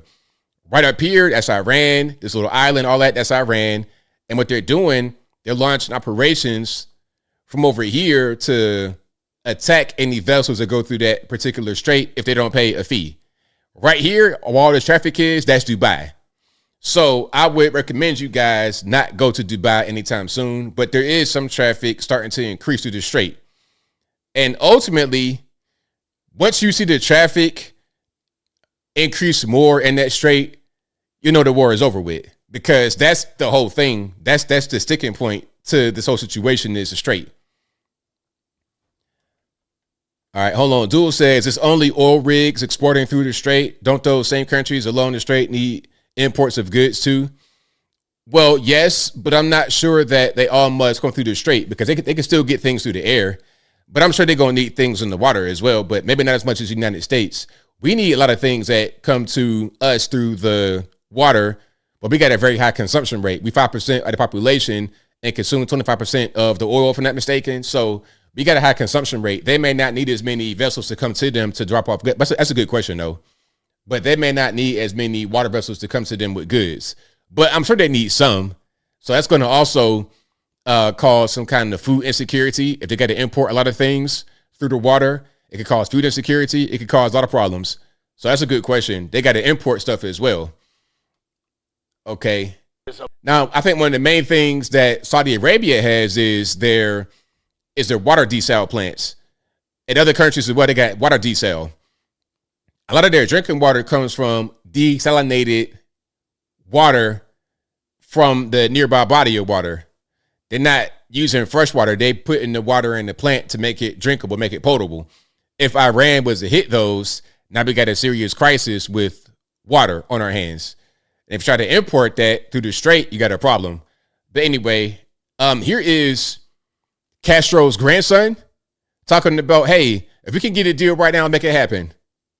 We actually would welcome, he says, speaking for himself, a deal with Donald Trump. I don't like his threats, is what he told me. But if he opens up the island, if he improves the economy here, then it could all work out for the best. And so let's just listen to this conversation, which was more than a little surprising. What would your grandfather, Fidel Castro, say that you're more capitalist than communist? My grandfather was a person who had his principles like everyone else, but he also respected others' opinions. That's my way of thinking. But all the capitalists had to leave Cuba. There are many people in Cuba that think in a capitalistic way. There are many people here who want to have capitalism with sovereignty. When we arrived for the interview, the neighborhood Castro lives in is in a blackout, a near constant condition these days with the U.S. oil blockade and power plants breaking down. Sandro Castro's apartment is lit by an electric generator, but from his balcony, the surrounding houses are in near total darkness. He shows me his one-bedroom bachelor pad, how he lacks paint for the wall, how his fridge is nearly empty, except for the Cuban beer he's always drinking. I point out that the appliance is a foreign brand that most Cubans could never hope to afford. His famous last name, Sandro Castro wants people to know, doesn't come with any special treatment in a Cuba on the edge of economic collapse. And again, this is Fidel Castro's grandson saying, hey, you know what? If the U.S. can bring us a deal and get the country back rolling economically, then I'm for it. I'm not for all the threats, but we need to get back on the right track. Hay que luchar como decimos todos los cubanos. Es duro, duro. Even for a Castro, hasta para un Castro es duro. Durísimo, durísimo, porque sufres con miles de dificultades. Lo mismo un día no puedo ver luz, no. He's saying you must fight because you suffer through thousands of problems. In a day, there might not be electricity, no water. No goods arriving, it's hard. But being a Castro must help you. Mi apellido es mi apellido, yo orgulloso de mi apellido, lógicamente, pero no veo esa ayuda que usted me está diciendo en ese preámbulo. Yo soy como un ciudadano más. So he's saying his name is his name, but it doesn't really help him. That's what he says. You know, so I take him at his word. I mean, because you live in Cuba still, so how great can it be in Cuba? I mean, shout out to the Cubans, but we all know that there's some issues. Now, this is Hassan Piker. This is Chunk Yogurt's nephew. Chink Uygur from the Young Turks. This is his nephew. He's a very popular streamer. Young guy, but not that young. How old is Hassan? Hassan is like 30, I think. Hassan is 34. Wow, he's not even, you kind of like almost my age. But anyway, here he is talking about going to Cuba recently as part of this mission to, I guess, talk about how great communism is. And he was shocked at how much poverty is really on the island. Because one thing about traveling, you can hear that a place may not be the best. When you actually see it with your own two eyes, it brings it right back to reality for you. You're really able to see it in real time. Check it out. Paint us a picture of what it's like on the ground. What'd you see? When I first landed in Cuba, I was taken aback by how beautiful everything was. You got the 1950s cars and it's a tropical island destination. But very quickly thereafter, as soon as we got into Havana, the main city area where people congregate, I couldn't believe the sights that I was seeing. It was very sad. You had homes that looked like they were bombed out. Our tour guide at the time said that this was somewhat of a product of hurricane season and how difficult it is to like repair these buildings. And I already had known about the rolling blackouts, and I experienced them later in the day. And it was definitely unlike anything I've ever experienced before. Everything's pitch black. There aren't any traffic lights on. Like it's crazy, right? But I was taken aback. I was very sad by all the poverty that I saw, and then I was very angry. It was actually Ben Rhodes who told me that I would get very sad when I first went to... Former Obama foreign policy advisor. A handler, but go ahead. Former Obama foreign policy advisor Ben Rhodes, who was a handler, like in real life. Formative in the previous normalization agreement with Cuba that Barack Obama had orchestrated. And he was right. It was very sad to see. But then it was very angering. It was very anger-inducing because I felt like there was a lot of potential on this island that we were just robbing the people of. And it's totally cruel and totally unnecessary. And it was part of the reason why I went to Cuba, because I've heard a lot about Cuban organizing, the Cuban government. I'd read a lot about it. Sure. I knew about the island's history of developing sovereignty, but I'd also heard about this blockade, right? And I wanted to figure out exactly how this blockade was harming people directly, and in many ways that are indirect, because the blockade itself is designed to be invisible. It's a system. Now, his thing is to blame the blockade, but check it out.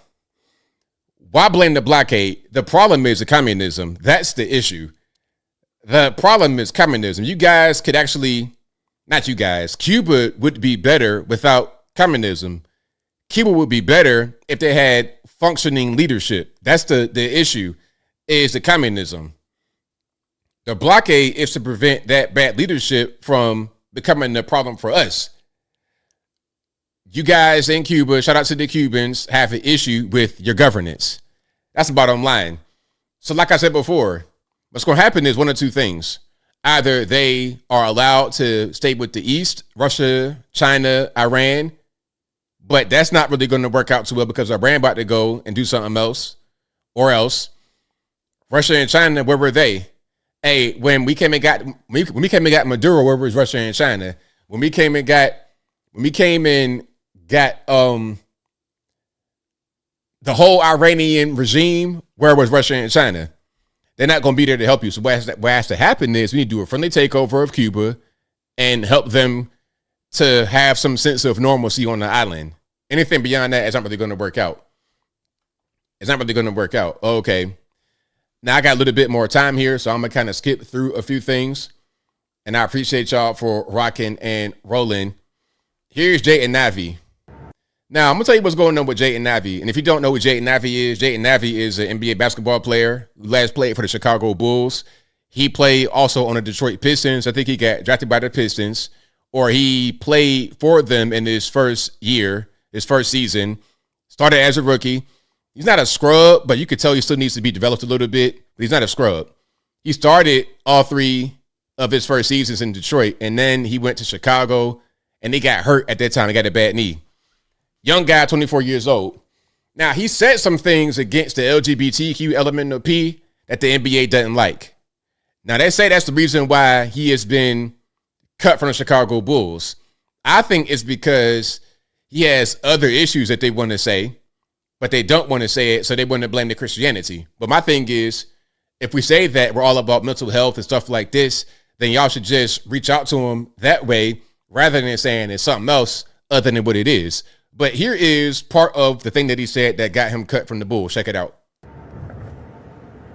That the world can proclaim LGBTQ.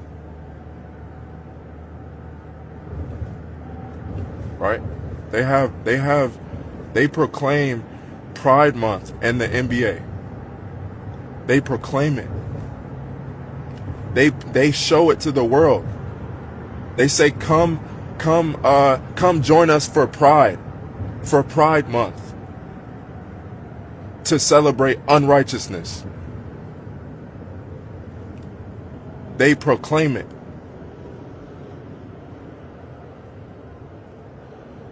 They proclaim it on the billboards. They proclaim it in the streets. Unrighteousness.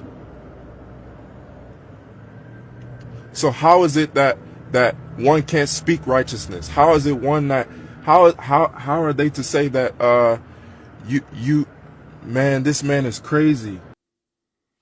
So there we go. They want to call him crazy because of his particular beliefs, because of his religion and everything else.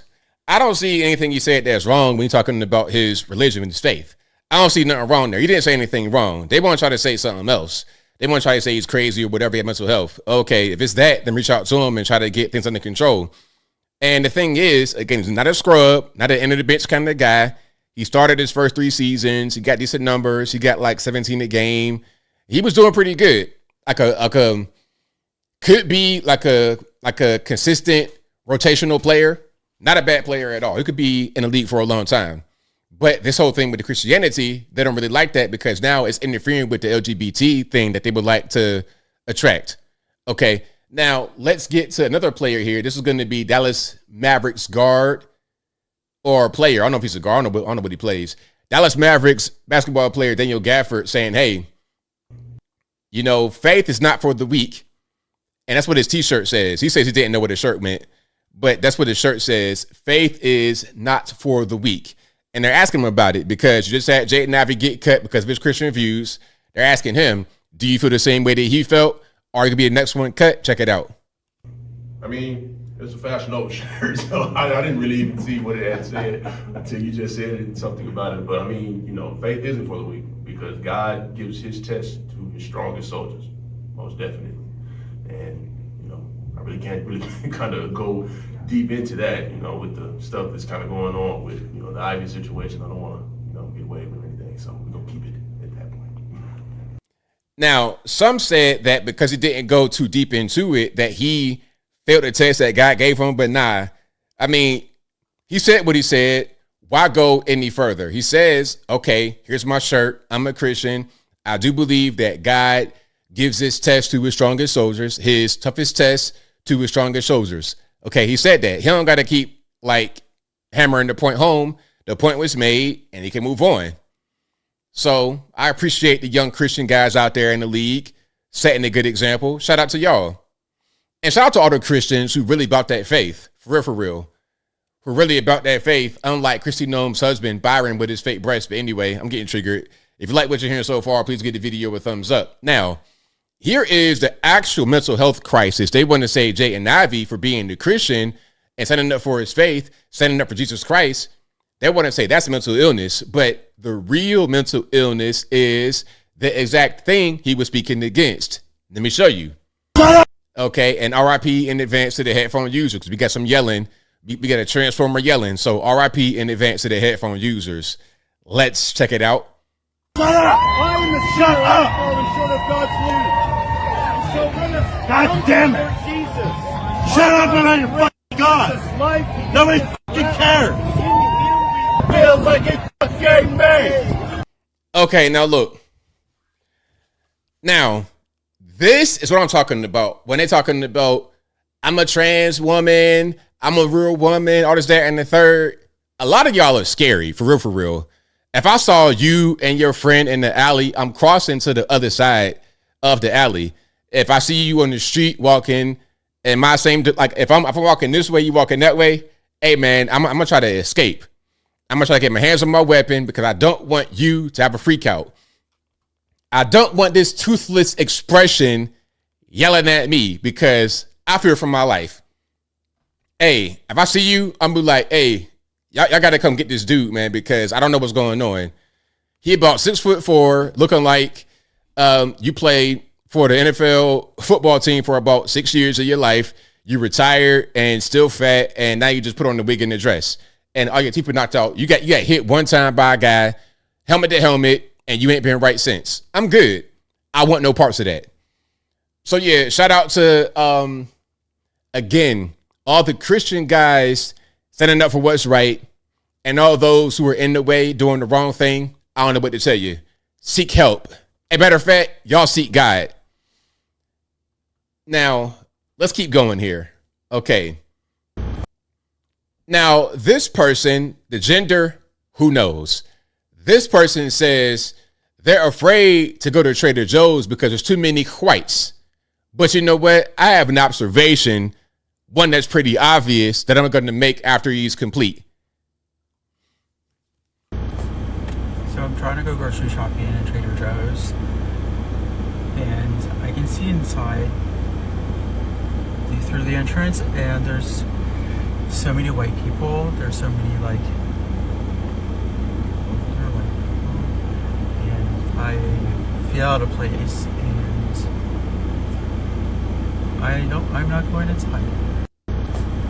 Okay, now look, first of all, I don't know what race you are, but to me, maybe I'm ignorant, I don't know, but you look white to me. That's number one. So what are you afraid of? But anyway, Trader Joe's is your exact vibe. That's your exact thing right there, because there are plenty of humans just like you in a Trader Joe's. You're going to have Transformers, they, thems, red hair, blue hair, green hair, purple hair. You're going to have all of that in a Trader Joe's. I just said it before. Listen, I don't even want to go to a Trader Joe's usually, because if the revolution sparks off and the liberals are going to go to war against conservatives, I'm in enemy territory. Hey, one guy could just Google my face and say, hey, he's a MAGA. I'm in trouble. All the they, them's going to jump me. The big bulldagging transformer behind the counter going to jump me. It's going to be a mess. So yeah, nah. Trader Joe's, that's your safe haven. Go ahead and knock yourself out, man. Get you some pre-prepared meals. Get you some kombucha or whatever you get. Get you some coconut water, which is a good thing, by the way. Get all that and knock yourself out, bro. So yeah, how y'all feel about Trader Joe's?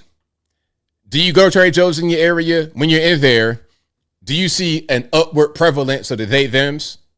Is that what you see? That's what I see. I see quite a bit of that. Now, the Supreme Court has been in the news a lot lately because we have birthright citizenship on the table. I am watching that story. I will do a video on that once I get a conclusion or something. But also, they're talking about this whole idea of conversion therapy. Okay, let's check this out right quick. Breaking moments ago from the High Court, one of the cases we're watching, the Supreme Court ruling against a Colorado law banning so-called conversion therapy for LGBTQ children. Shannon Bream watching this and getting the ruling now. What was decided? Good morning to you, Shannon. Hey, Bill, good to see you. So a therapist out there in Colorado challenged this law when it was passed, saying, I need to be able to counsel clients for whatever services they're seeking. So the court looked at this, finally decided 8-1 in her favor, striking down that law in Colorado. I want to read you part of what they said. They said it's censoring speech based on viewpoint. Specific things. It says the First Amendment stands as a shield against any effort to enforce orthodoxy in thought or speech in this country. It goes on to say, even if you have good intentions in this law, if you suppress speech based on a particular viewpoint, it just can't stand up. I mean, 8-1. There was only one dissenter here. It was Justice Jackson. She has said that this ruling is potentially catastrophic. She says the majority finds at bottom that Colorado likely cannot legislate to protect the children of its state if by doing so it happens to keep state licensed healthcare providers from saying what they want to minors. She goes on to say it will ultimately risk grave harm to Americans' health and well-being. She says you should be able to regulate the speech of somebody who's providing care to minors. 8-1, majority of the court did not think so. Okay, so let's just put it in layman's terms. There was a ban on conversion therapy in Colorado. That was overturned. Conversion therapy is when you basically get help for a young person who may be experiencing some confusion with their sexuality. And that does happen. Just because somebody had an experience, they might have been assaulted, anything could have happened. That does not necessarily mean that they're gay. They may have certain feelings that they don't understand how to deal with. See, this is called getting somebody some help, which is what should happen a lot more often, because you got these school shooters that go out there and act crazy. Maybe if they got some help early, then they wouldn't think that they are transgender at 14 years old and then go shoot a school up. Just maybe. So the ban has been lifted, which is a good thing for mental health in this country. We know it's a problem. We know we got an issue. They're trying to sue Meta and YouTube and Google or whatever because you got minors being hooked on social media and it causes anxiety. Okay, now how about let's deal with some of these problems with anxiety? Okay, there's a problem that exists. You can regulate social media and stuff like that. That's fine. But let's actually talk to the people, to the human beings being affected by whatever is happening around them, whether it be friends, family, social media, television, etc. All right, let's keep going here. Let's keep going. And if you like what you're hearing so far, please give the video a thumbs up. Now, my man right here, hey, just like your man, Byron, why are you wearing lipstick, bro, at a No Kings protest? What's happening? What's happening, man? You're Jim at Jiffy Lube. You're the Jiffy Lube manager for Monday through Friday. But on Saturday at the No Kings protest, you're Jane. What's happening? Hello, it's the master. The reason I have red lipstick on is because I'm at the demonstration in Traverse City. There are thousands of us. And red lipstick, I was informed last night by my friend Jen, was a form of resistance when Hitler was trying to take over the world. He didn't like women wearing red lipstick. So I've decided red lipstick. Everybody put on red lipstick to show resistance against you know who. Be kind to yourself, be kind to others, over and out. Now, Jim, don't tell me this is a form of resistance. You want to wear the lipstick. You feel pretty right now, bro. Just say that. Don't try to say, oh, it's resistance and Orange Man bad. Nah, you're using this as an excuse to go out there and do what you want. But you know what? It's fine. It's okay. Go to Trader Joe's, get your kombucha, and live your best life. You don't got to try to make it be about something that it's not. It's okay. I'm not going to wear that, but if you want to wear it, knock yourself out. You an adult, do your own thing, man. Do your thing. But I don't like the lying. Oh, it's a resistance. No, it's not, bro. You wanted to wear the lipstick. That's why you did that. Because I don't care. They could say ABL, you know, if you wear lipstick, then that's resistance. That's a good form of, I'm like, you know what? That's a great thing to know. Thank you for the information. And that'd be that. I'm not going to actually follow through with your advice. Okay. Now, one thing about the white liberal is that they are very racist. These are the most racist people you ever met in your life. I have never been called so many N-words with such rapidity until I became conservative. When I was a liberal guy talking to conservative people, debating them on their particular ideas, it was never any racism. It was always, hey, man, you learn how to read a book, educate yourself. It was always that. But now that I'm conservative, the main thing they say, N-word, N-word, N-word, N-word. That's what they do all the time. And then try to say they didn't say it. I'm speaking to you, UK, Tourette's. Anyway, let's watch this, shall we? Have brown skin. U.S. citizens that voted for him. You should be deporting yourself. Why should I deport myself? Because you're brown skin. I'm a U.S. citizen, man. Here. We don't want brown skin people you're gonna here. get deported. That is one of the most racist things a white liberal has ever said to me. That's right. Going with, what the hell are you doing here? You should be back in Mexico. Why should I go back to Mexico? Because that's your country. Why is that my country? This is not your country. You're not white. This brown skin, they don't want you. MAGA doesn't want deported, you. whether you're a citizen or not. I'm going to get deported. Even though you're a citizen. Probably prepare me. Before the end of the year. It's happening now. Before the end of the year, I'll be deported. Have brown. Okay, you have brown skin. When I hear that is you have brown skin, you're disgusting. Why are you wearing the MAGA hat? Why are you conservative? You have brown skin. They don't want you. Is it them or is it y'all? Because I'm hearing racism from y'all. I don't hear it from the right. See, they think that the right are the same as them. This is called projection. The left are the racists, and they've always been the racists, and it ain't nothing really new. Again, the first Republican president was Abraham Lincoln, and what did he do? He freed the slaves. That's a fact. Look it up. Don't take my word for it. Don't take anything I say for the gospel. Do your own research. But you can see that these human beings are the most, and they don't even really care. They're just outside with it. These are your bold racist white liberals. They would attend the lynching publicly if they could right now in 2026. But anyway, there we go. Your No Kings protest. So inclusive, right? So inclusive and so kind. So nice they are at the No Kings protest. I'd love to go. Okay, now, those same people would say that Trump is Hitler, Trump is racist, Trump is Orange Man bad. But hey, if you press them about it, if you ask them a little bit more, they have nothing. Let's watch.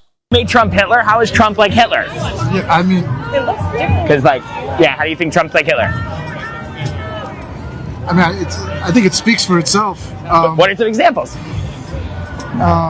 So, like, Hitler, okay, killed 6 million Jews. I mean, this is America, and it's not supposed to be a dictatorship, but this is where we are. Oh, cool. Okay, so how's it like a dictatorship?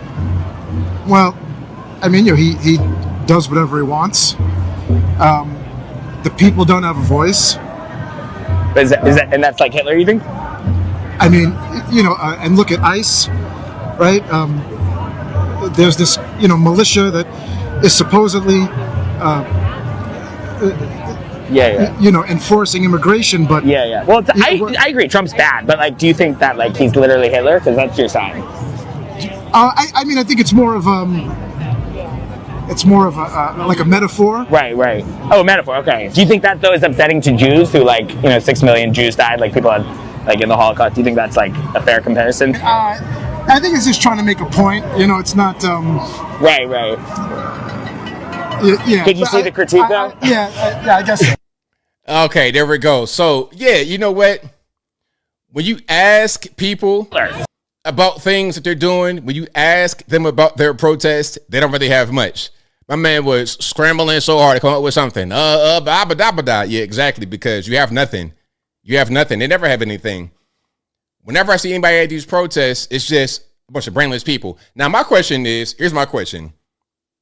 I know you don't know anything about what you're doing. You're just kind of out there. But the question is, why are you out there?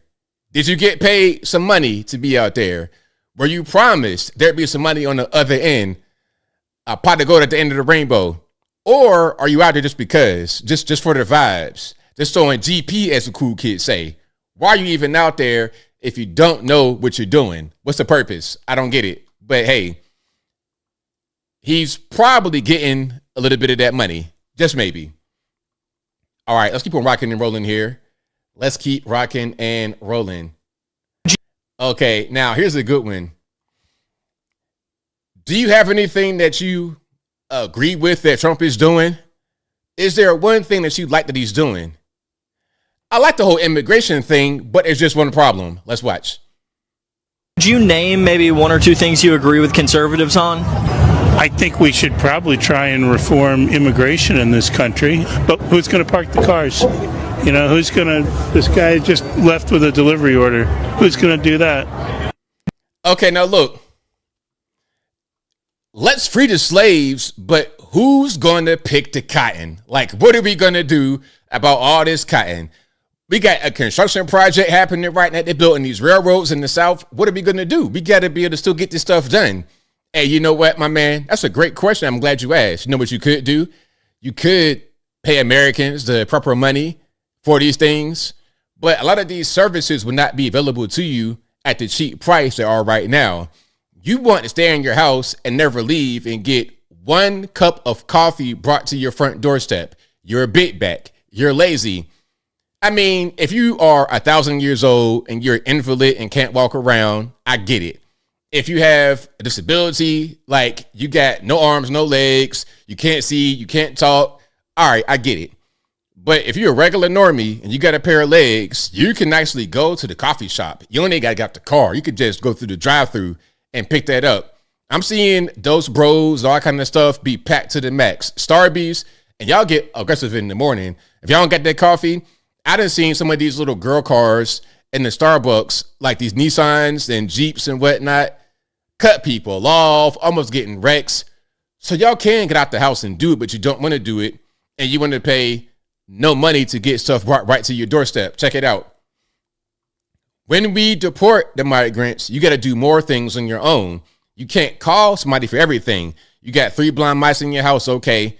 How about trying to get in the mousetrap rather than calling the service of illegal aliens because they do it for a low amount of money? Yeah, you might pay a lot of money to have certain things done, but how about you do it instead so you're not paying that big amount of money? And we got new technology as well. Do it yourself rather than having the very, very, very low labor that the slave labor brings you. It's very simple. And you know what?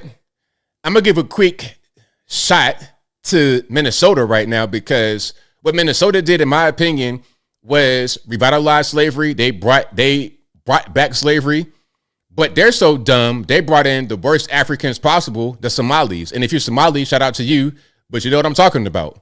You know what I'm saying. You know that I'm not telling no lie. They got the lowest IQ. They stole billions of dollars. The biggest thing they did in Minnesota was just steal money. They're not even really working. They just steal money. And the Minnesotans want them because they get the money that's stolen into their businesses. So a Somali would come to the USA, steal money like Ilhan Omar, steal money, and then go buy Mercedes-Benz, go buy stuff at the Mall of America, Cartier lenses, all kind of ridiculous stuff.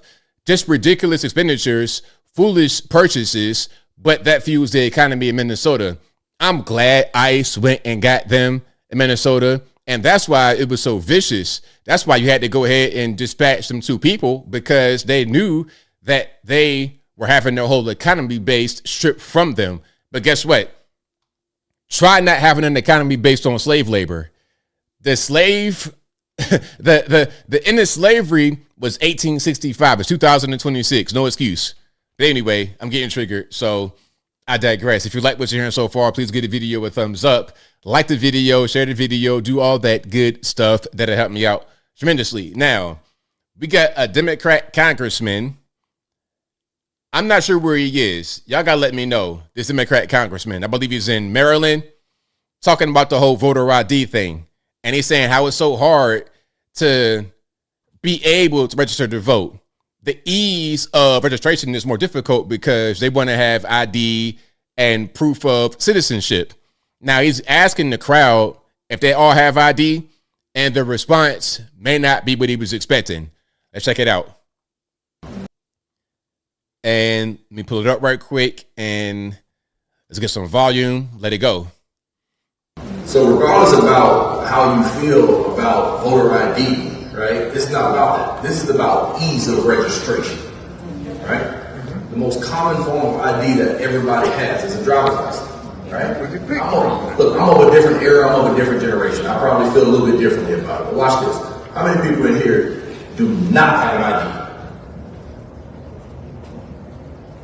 Right? Everybody has an ID, right? So my thoughts on it a little bit differently. Okay, so what point were you proving there? Was a different point proving than what you wanted? You asked people to raise their hand if they don't have ID. No hands went up. Now, I know we got a narrow view of this particular church, but you could tell that nobody even moved out of their seat. Everyone has ID, bro. Everybody has ID. Everybody drove to this church or they got a ride or something. These are elderly people especially. Everyone has ID. It's not difficult to go register to vote.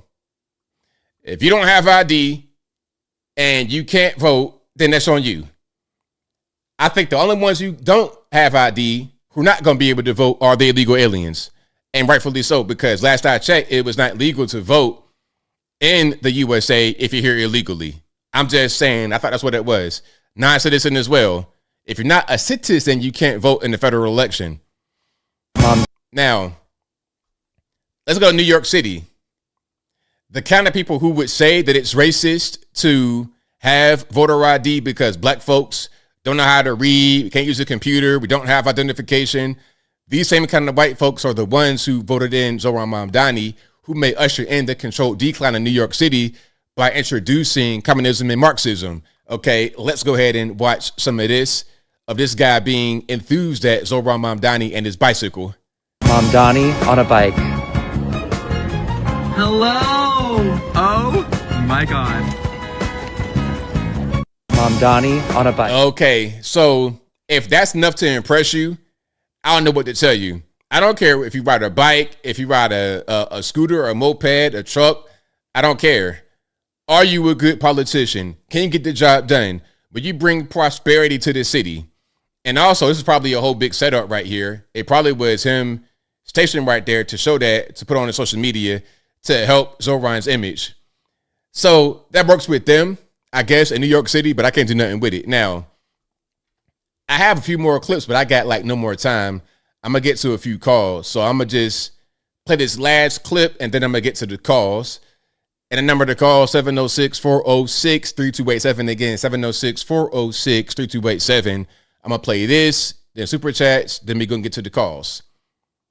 Okay, this is about the financial sector leaving New York City. Everyone sees the writing on the wall. They know we're going to get communism and Marxism in New York City because of Zohran and the general feeling, the general atmosphere up there. And it's been going on for a while. It's been kind of in decline for a while. So all the financial sector is moving from the northern area, New York City, down to Texas and other parts of the country. Let's watch this. What's going to happen is this part of the country is going to go completely Marxist communist. That's why the New York Stock Exchange is moving to Dallas, Texas right now. Everything in the financial world, which I consult to, we're moving everything down to Texas and Florida. We're done with New York.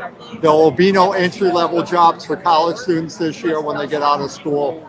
This is going to go Marxist communist. My prediction, 2 years, New York will look like Detroit. Like Detroit. Have you been to Detroit lately? No, I have not, but I have people that have been, and it's very, very rough. Well, Detroit used to be the auto industry. Yes. And it was a vibrant, thriving city. Anyone could move there and become middle class very quickly, regardless of where you came from. You get a good job, become part of the middle class. Now you go to Detroit, there's nothing. The auto industry got sucked out. Wall Street and finance is being sucked out of New York City right now. All my friends that own hedge funds, they're in Palm Beach. We've left.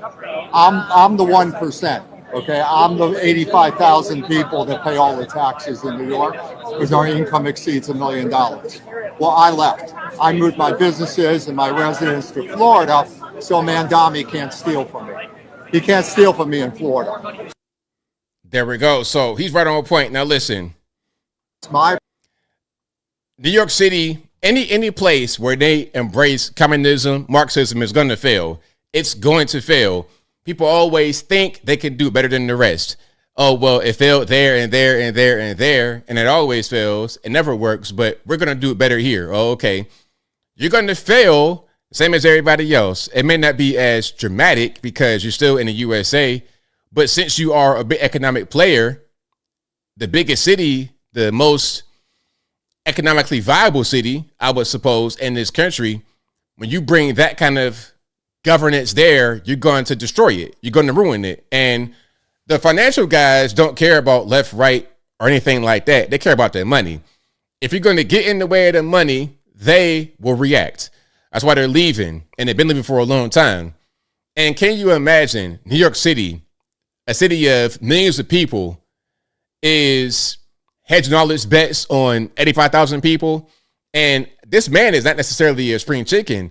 Is there anyone coming behind him that'll be able to do what he does, who will have the wealth that he has? Like, what's going to be the next thing? The generation now who voted for Zohran Mamdani, what are they going to do? They will not contribute any kind of meaningful way. All they're going to do is drain all the resources until it's dead. That's why they're going to Texas, Florida, Tennessee, other parts of the country where it's viable. Atlanta, Georgia, a lot of them are down here as well. The Sun Belt area, That's going to be the area of the country that has the most growth, in my humble opinion. Also, a sleeper place, Ohio, Columbus, Ohio. That's kind of an up and coming spot. Cincinnati, also a sleeper town. A lot of areas of the country where it wasn't like New York, it wasn't Los Angeles, they're coming up. And Nashville was much different a few years ago. Atlanta, a few years ago, much different. A lot of wealth has entered these places because it has shifted from other parts of the country and other parts of the world. There's not as much wealth or growth going to the old guard, New York, LA, Chicago. That's just what I see. But yeah, shout out to Zoran. Shout out to everybody out there in New York City. Hopefully everything works out well, but I don't see it really going too well for you. All righty. Do I have a little bit more? I think I do. Then I'm going to get to the calls. Okay. I think I want to show what's happening with ICE, and then I'm going to get to the calls. Yeah, I think I'm going to do that because that's probably going to be the last little bit. And I did see Kid Rock. I did see what happened with the Supreme Court, or what's happening with the Supreme Court and birthright citizenship. I did see that. I got videos on that coming tomorrow. Okay. But let me show what's happening with ICE. This is going to be Angela Stanton King. You guys may or may not know her. Shout out to her. I met her a few times. Good people. Here she is going through the airport, and there's not much traffic at all going through the TSA line. Check it out. What's up, everybody? This is Angela Stanton King, and I'm reporting live from Hartsfield Airport. And apparently, Trump sending ICE to the airport was a great thing, because guess what? I just walked straight through. And if you look over there in the corner, news reporters with nothing to report because there's some haters. So shout out to ICE. This is your favorite Angela Stanton King reporting live from Hartsfield Airport. I walked straight through. You're gonna go right no lines. Shout out to this awesome officer. Shout out to Trump. Shout out to ICE. What's up, everybody? All right, there we go. So shout out to Angela Stanton King at Hartsfield Jackson Atlanta Airport, going straight through, no problem. ICE agents in there, making sure everything's good. TSA, they got their monies because President Trump signed an executive order. Everything's back up and rolling. So there we go. You want to go to the airport, you want to travel, you should be good to go. You should be good to go, especially if you're leaving from Hartsfield Jackson Atlanta Airport. All right, now, I saw Tyler Perry had gave out some gift cards to the TSA agents because he tried to go there and give out money to the TSA agents, but they said you can't do that because it's not legal to tip them with cash. So he came back with gift cards. I think he had cleared it with his team of lawyers and everything to make sure that it was okay. So he does the whole gift card thing, or $250,000 in gift cards to the TSA agents. So they got like, I think 1,000 or 2,000 or some kind of 1,000 each. Anyway, later there's a rumor, a little bit of a dust up about, oh, you shouldn't have done that. That's illegal. And they got to give the cards back. Now, listen, if I'm a TSA agent and I'm there working for free, I'm not getting paid. I've not been paid in 42 days. Here comes this great man, Tyler Perry. And by the way, Tyler Perry is a good guy. You may or may not like Medea, think it's a bad thing, think it's negative. That's fine. But as far as his philanthropic efforts, he's like a Cat Williams. He is on a lot. And you don't know nothing about it. And I've been hearing about him for a long time. Back when I was young, I heard about Tyler Perry being a really, really good guy with the money, just giving it out to people. But anyway, if I'm there and I got a gift card, you're not getting nothing back. Matter of fact, you get it back. It's going to be spent, though. It's going to be spent. What you going to do? Hey, you know what? I could say, I lost it. I don't know where it's at. I don't know where it's at. And it's a gift card, so you can't track it back to me. Like, what you going to do, an investigation to see where the money got spent? If I'm a TSA agent and I got a gift card, I'm going to say, I don't know where it's at. I lost it. Yeah, so I didn't get the money. You can't prove that I did get the money. And if I do have it, I'm going to give it back with like 1 cent on it. Where's the rest of the money? I ain't giving the money back. And I wish you would try to dock my pay. Don't do that. But happy ending here. Everything is okay. They can keep the gift cards and they won't pay any money back. So shout out to Tyler Perry and the TSA agents working all over the country with no pay for 42 days. Okay, we got a little bit more. I'm going to show a little bit more, then I'm going to get to the calls. I had a whole big show lined up, and then Trump speech kind of happened, so I had to kind of adjust. But let me just watch this and show a little bit more. A welcome surprise for weary travelers. What were you expecting when you got here? Oh my God, I came here like 8 hours before, and I came here, I didn't see anybody else. Yeah, no, we're pleasantly surprised. Oh my God, I came here like 8 hours before, and everything is okay. We got to the line perfectly well. I'm amazed. President Trump, I vote for you again if I can. I beg. A welcome surprise for weary travelers. What were you expecting when you got here? Oh my God, I came here like 8 hours before, and I came here, I didn't see anybody else. Yeah, no, we're pleasantly surprised. As TSA officers return to the job, with many now seeing much needed relief in their bank accounts. After President Trump signs an executive order directing the Department of Homeland Security to pay TSA workers. A welcome surprise. All right, there we go. So shout out to them out there. Shout out to my cousins and whatnot out there at the airport who are surprised at the progress that's happening. Okay, let's keep on going here. Now, Democrats don't like that Trump was able to pay the TSA agents with the executive order because they were using the crowd sizes and the lack of TSA pay. They were using the confusion and chaos at the airports to have leverage for what they wanted to do. Okay, they wanted to use that as leverage to defund ICE because they want the illegal aliens to come in and fuel the economy. But we said, no, we're not going to do that. You've created an emergency now, and I have the ability to go ahead and make them get paid through executive order. So your squabbling in Congress does nothing. I'm going to go above you. And they're mad, of course. Watch this. What did Democrats get out of this standoff? Nothing but embarrassment. Yeah, well, Margaret, the standoff is not done yet, right? The president is illegally paying, apparently, TSA agents. You had the Senate, as you pointed out with Mr. Homan, pass a bipartisan bill unanimously in the United States Senate to say, look, let's fund everybody else and let's deal with this thorny issue about ICE. And then you had the Republican House say, hell no, we're not doing that. What did Democrats... They got nothing. They got zero. They're mad, but they'll be all right. They are gonna be all right. Okay, we got TSA Union Secretary Treasurer Johnny Jones thanking President Trump for getting everybody paid through executive order. All right, let's check it out here. This is going to be on the Common News Network, aka CNN. What is your message and the message of those that you represent to Congress, to perhaps the president as well, about having to continually go through this every time Congress is supposed to be passing bills that pay the bills? Well, I have to say thanks to the president for signing the executive order to pay us. But I also have to say that there's other parts of the Department of Homeland Security that aren't being paid, right? What is your message and the message of those that you represent?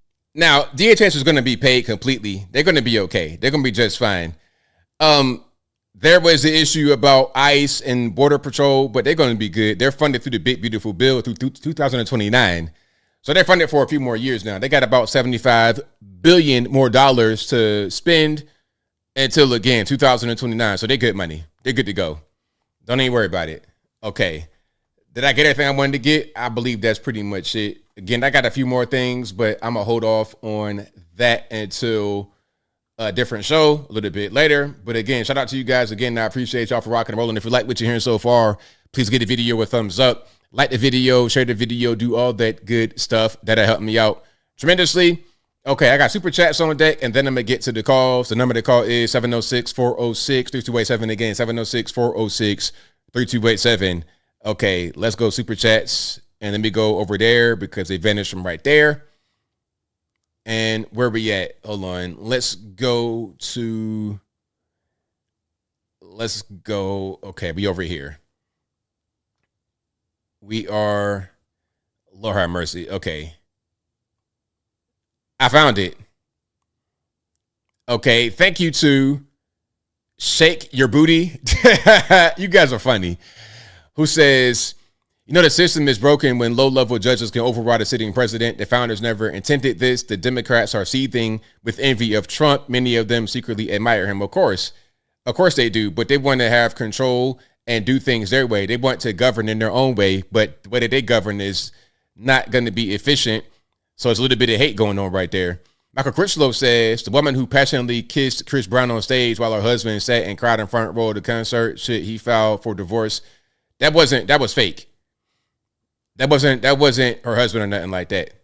What happened was, and shout out to CGA, Coach Greg Adams. He had already broke that down. What happened was there was a woman on stage and then there was a man in the audience reacting, but those are two separate incidents. It wasn't the same night. That's something else. So it's two different nights.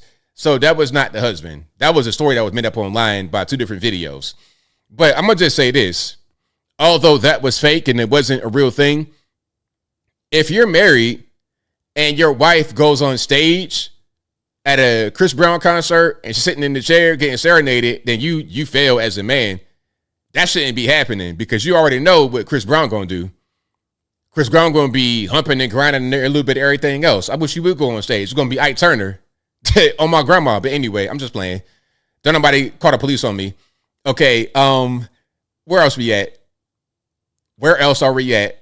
I got distracted. Thank you to Donday2K who says Obama could make bank selling 3-gallon trash can replicas of his library. It'd be a very easy adapt. Exactly. He'd make a lot of money off of that. Yeah, get you a presidential library shaped trash can for $99.99 on Obama.com. That'd be a bestseller. Thank you to Drew Peanuts who says my girlfriend Onisha loves your show. Biggest fan. Thank you for that. I read you earlier. I appreciate you for that. And shout out to Onisha. You guys have great taste. Exquisite. And thank you to Drew Peanuts who says, great show. Keep it up. Thank you for that. And thank you to Black Suburban Dad Reviews who says, that's my president I voted for and continue to support. In a month, when this war is over, we will all be better for it. By the way, Candace and the Hodge twins are insane in the membrane. Shout out to Candace and Hodge twins. Those are my people right there. My Hodge twins, my Virginia brothers, they're from the western part of Virginia, not too far from where my dad and them were at in Roanoke. So shout out to Hodge twins and Candace. Shout out to Candace. Candace, let me tell you something about Candace. Candace is a very smart person, and she's super hot in person. I mean, look, I'm sorry. Shout out to your husband, George. Okay, it's fine. But Candace in person, Lord have mercy. 5'8", slim, but I'm gonna just say hey. Super hot in person. And she's cool. She's a smart person. However, again, when you're listening to women talk, at a certain point, it ain't gonna make no sense. That's all. At a certain point, sometimes, yes, they're fantastic, but sometimes, just stop talking, please. Just no more. Just no more. Anyway, I'm going crazy. All right, let's go to some calls. The number to call is 706-406-3287. Again, 706-406-3287. I'll be here for a while because it's past my bedtime already. I'm way too late. And it's way too late for y'all if you're on the East Coast. So I'll be here for a little while longer taking calls. 351, you're the line I'm speaking to. Yes. Hey, I heard you were talking a lot about the people having ID to vote. So do you read the bill, the Saving America Act, the bill about the voting? No, I've not read it. So you have not read it. So don't you think will be more educational to read it first, and then you could give your opinion something that you read? What am I missing that I should be talking about? Okay, so if this is about the ID or this is about something else? What am I missing that I should be talking about? Well, you say that you haven't read it, so I'm trying to figure out what do you know in base what you hear. Okay, so do you know my state? Okay, so let's put it this way. What if I want to vote? Let's say the elections are next week, and I'm preparing to vote, and then let's say I'm a Native American. What I need to bring to vote? Okay, you bring your ID to vote. The ID doesn't cut it because the ID doesn't prove that I'm an American citizen. Okay, so you said what do you bring to vote? Now, is it about voting or registration to vote? You didn't read, so let me explain to you. Excuse me. Is it about voting or is it about registering to vote? About voting. If I'm going to vote, I already registered, but I want to vote. I want to vote in the midterm election. It's next week. I'm a Native American. What that I need to bring in order to vote? Okay, you tell me. Go ahead. You tell me. Go ahead. If this bill pass, you tell me. Go ahead. You need to bring your birth certificate and your ID. You need to bring both. Okay, so And why? you- So you- so why is it different for Native Americans? Well, there's three types of birth certificate. You need to bring the certified one, the loan form. Excuse me. The question was, why is it different for Native Americans? Okay, let me explain to you why it's difficult. Why it is more being as a step for voting, especially for women. Let me bring an example. The question If was a about woman Native Americans. married- Look, we don't got all night. The question was, let me excuse me, the explain. question, we don't have all night. So answer the questions That's quickly. okay. We don't have all night. You don't got time to go down this whole big rabbit hole. The question was, why is it different for Native Americans? Please answer the question directly. Why is it different for Native Americans? Because, well, you need to bring your birth certificate, the loan form. Most people don't have the loan form. Why for them is it different than anyone else? What do you mean for Native Americans different from anyone else? You said you said Native Americans. So why you say Native Americans? If I'm not a Native American born, so I need to bring my U.S. citizenship certificate. For me, it's different. On my U.S. certificate, my picture is there. Okay, so when you say Native American, wait, stop.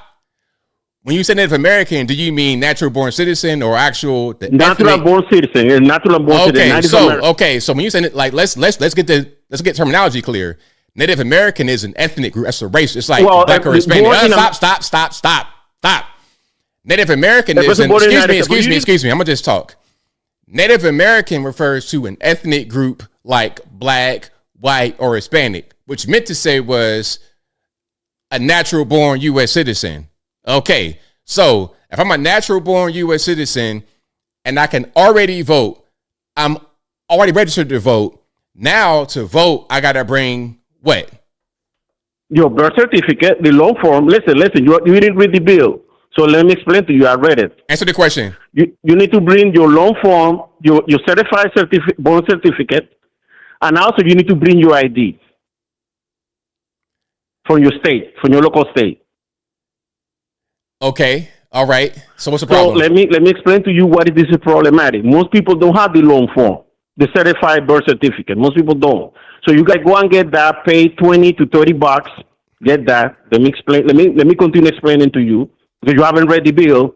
You haven't read anything, and you trying to defend something that you haven't. Shut up and get to the point. We don't got all night. Like I'm gonna give you a time limit. Let's say the woman that is married. Let's say you bring your birth certificate and your ID. Obviously, your last name is going to be different from your birth certificate, from your certified birth certificate, right? Because your married name. So now you need to bring your marriage certificate. Yeah. Is that hard to find? And let's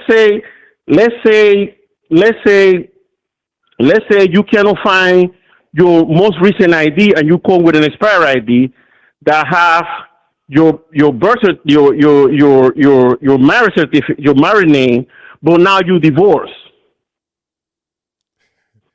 Bring a marriage license. You need to bring your divorce certificate. So why the government is asking all these people to do all this?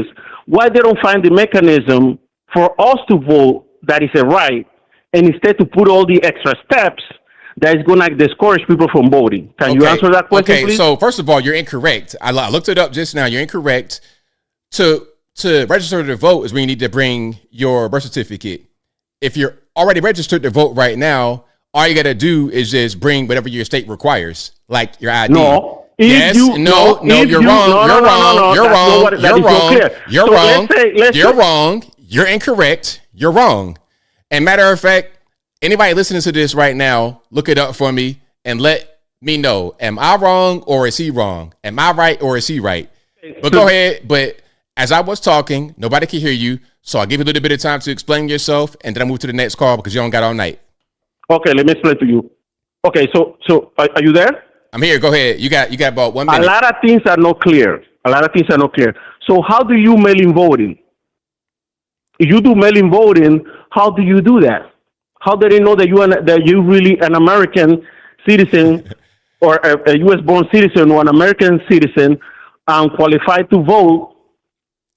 Because when you mail-in voting, so that's why what they were discussing. This is why you're incorrect. Because if you mail in vote, they're gonna know that you are you because you registered to vote in person with birth certificate and ID. You don't have to do that. You don't have to do that when you actually vote. You do that before you vote in person when you register to vote. No, that's not what not what the bill says. Yes. The bill. If I go in and I'm already registered to vote, how do they know that I'm not some sort of illegal alien that voted before and I'm gonna vote again? How do they know that?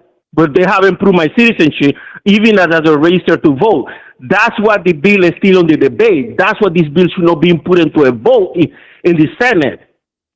That's the reason. Are you hearing the debates, man? Are you listening to the debates? Okay. We don't have all night. Been on for 8 minutes, a very long time. So have a good night. Thank you for the call. Okay, now you guys, please tell me who's right or who's wrong in that, because I can see it right here. I looked it up. I'm gonna just read this.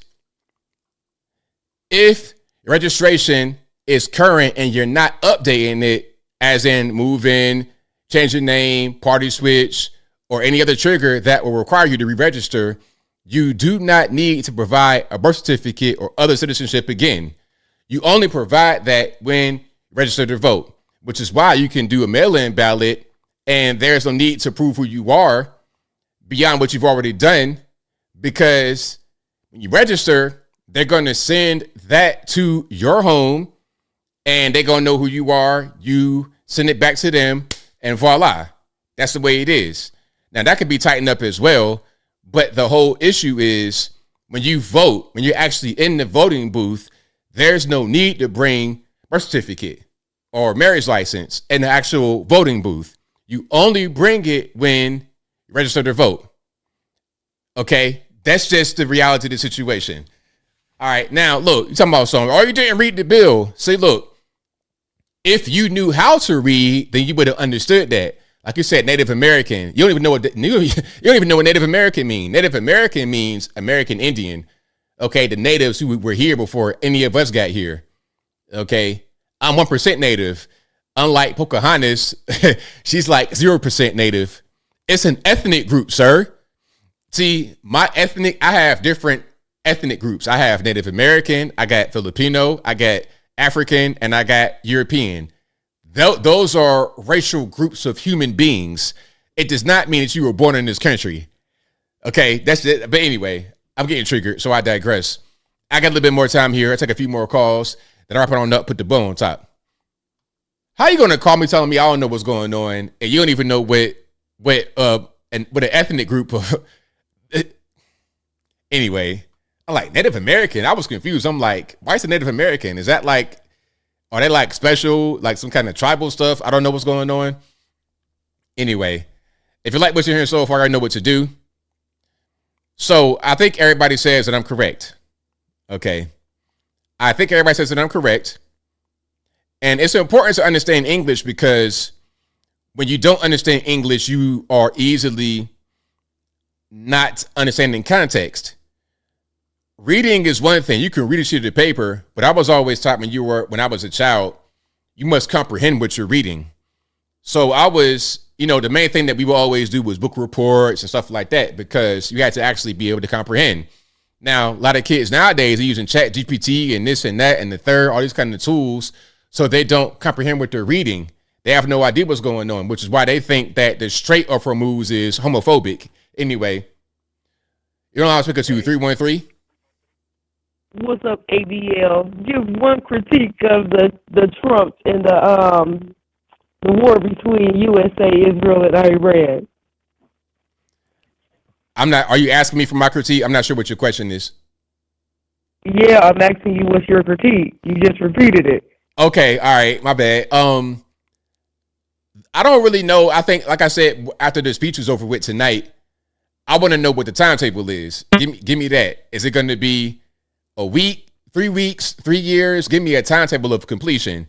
Once we can get that, then I'm good. Like I said before, like I said after the speech, if it could be done in like 3 months, I'd be satisfied with that. It wouldn't be the best thing in the world to even have to do that, but if we did it in 3 months, okay. If it's still summertime is raging on and it's super hot and gas is still super high, now we got a problem. Right. Okay. Yeah, I see. One more thing. Put a girl on. Okay. Come on now. We can't get cold feet. We can't get cold feet now. Don't be shy. Don't be shy. But anyway, yeah. Shout out to that particular caller, whoever you are. I appreciate you for rocking and rolling. If you like what you're hearing so far, please give the video a thumbs up. And don't call my phone. Don't call me playing on my phone. It's already late. It's already past my bedtime. I'm already out of my rhythm. Don't call my phone playing. We don't got time for that. I'm a little bit too old to be playing on my phone. You call Pizza Hut or something like that and play on their phone. Don't call me playing on my phone. Anyway. Hey, the straight are for moves are homophobic because what about the gays are for moves? I mean, really? People know nothing. If you talk to the average normie out there in the street, they know nothing. They really don't. Talking about Native American means you were born in the country. See, that's why. But you know what? This is why people like that watch my show, because they're getting educated, and it's okay. I'm here to teach. So if you don't know what Native American means, watch ABL Live, and then you'll learn for free. No tutor, no Khan Academy, whatever. No subscription. All 100% free. Every Wednesday and Saturday night right here on the YouTubes at 8 p.m. Eastern to right around right now, 11 p.m. Eastern Standard Time. And also catch me on the Instagrams. Shout out to you guys who were there last night on Instagram Live. That's 9 p.m. Eastern, not Central, to right around right now, 10:30, 11 p.m. Eastern Standard Time. All right, so is that pretty much a wrap for me? That's pretty much a wrap. Shout out to you guys. Thank y'all for joining. This call went by so quick. I just sat down. It's already over with. Okay, we got one more call. What's you on the line? 917. Hi, I'm Brenda from New York City. All righty, what's happening? Well, first I want to say it made me laugh out loud what you said about Candace when you said that women at one point just get silly. That is so cold-blooded, but it made me laugh. I'm not offended. But I wanted to say that, one, you're an inspiration to me. I used to be under the spell of leftists and the Democratic Party, and you were one of the inspirations that got me to be out of the spell. And I really do feel like it was a spell of Satan. And I really want to thank you for that. And also, I wanted to say about the No Kings, that low key, it was kind of, I feel, or I think, a subtle dig to Christians, especially around the timing of the holiday of Easter and Good Friday, because in the Christian religion, we say Christ is King. And, people can debate about that, but I think low key, it was a subtle disrespect to Christians. And I also think that all those people, I don't think the numbers were as big as they're claiming, but there were a significant amount of people who came out. And imagine if those people actually did community service, like went to a neighborhood and did a block cleanup, or went and painted a church or a school, or did something that actually would have good, positive, lasting effect. Instead, it was very narcissistic, what did they accomplish?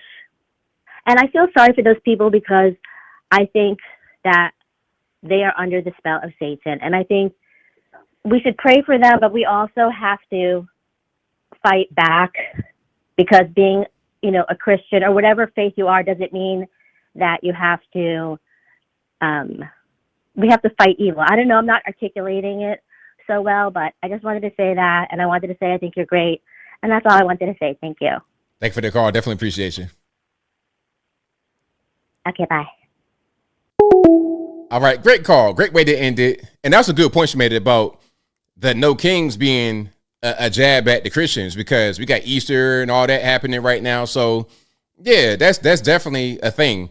Imagine they had that right on Easter weekend. It'd be a direct shot at Christians, but they had the weekend before. That's a passive aggressive stuff they like to do. But anyway, you guys have been great. Shout out to you guys. I appreciate y'all for rocking and rolling. I'll be back live again on Saturday. Same bat time, same bat place. 8 p.m. Eastern time too, right around right now, 11 p.m. Eastern Standard Time. And this is also an audio streaming podcast. It'll be available on your favorite audio streaming platform, whether that be Google Play, Apple iTunes, Spotify, etc. Link for that will be in the description, or visit your favorite audio streaming platform and search ABL Live. I should pop right on up. Okay. Did I get everybody? Did I get all the super chats? I believe that I did. Thank y'all for the super chat. Thank y'all for watching the stream. But that will be a wrap for me. Thank you to everybody that's been watching, retweeting, super chatting. You know, I could not do the show without you. Thank you to the moms for keeping the trolls in check. I appreciate y'all for that as well. But that'll be a wrap for me. So until next time, y'all be safe. I'm out. And peace.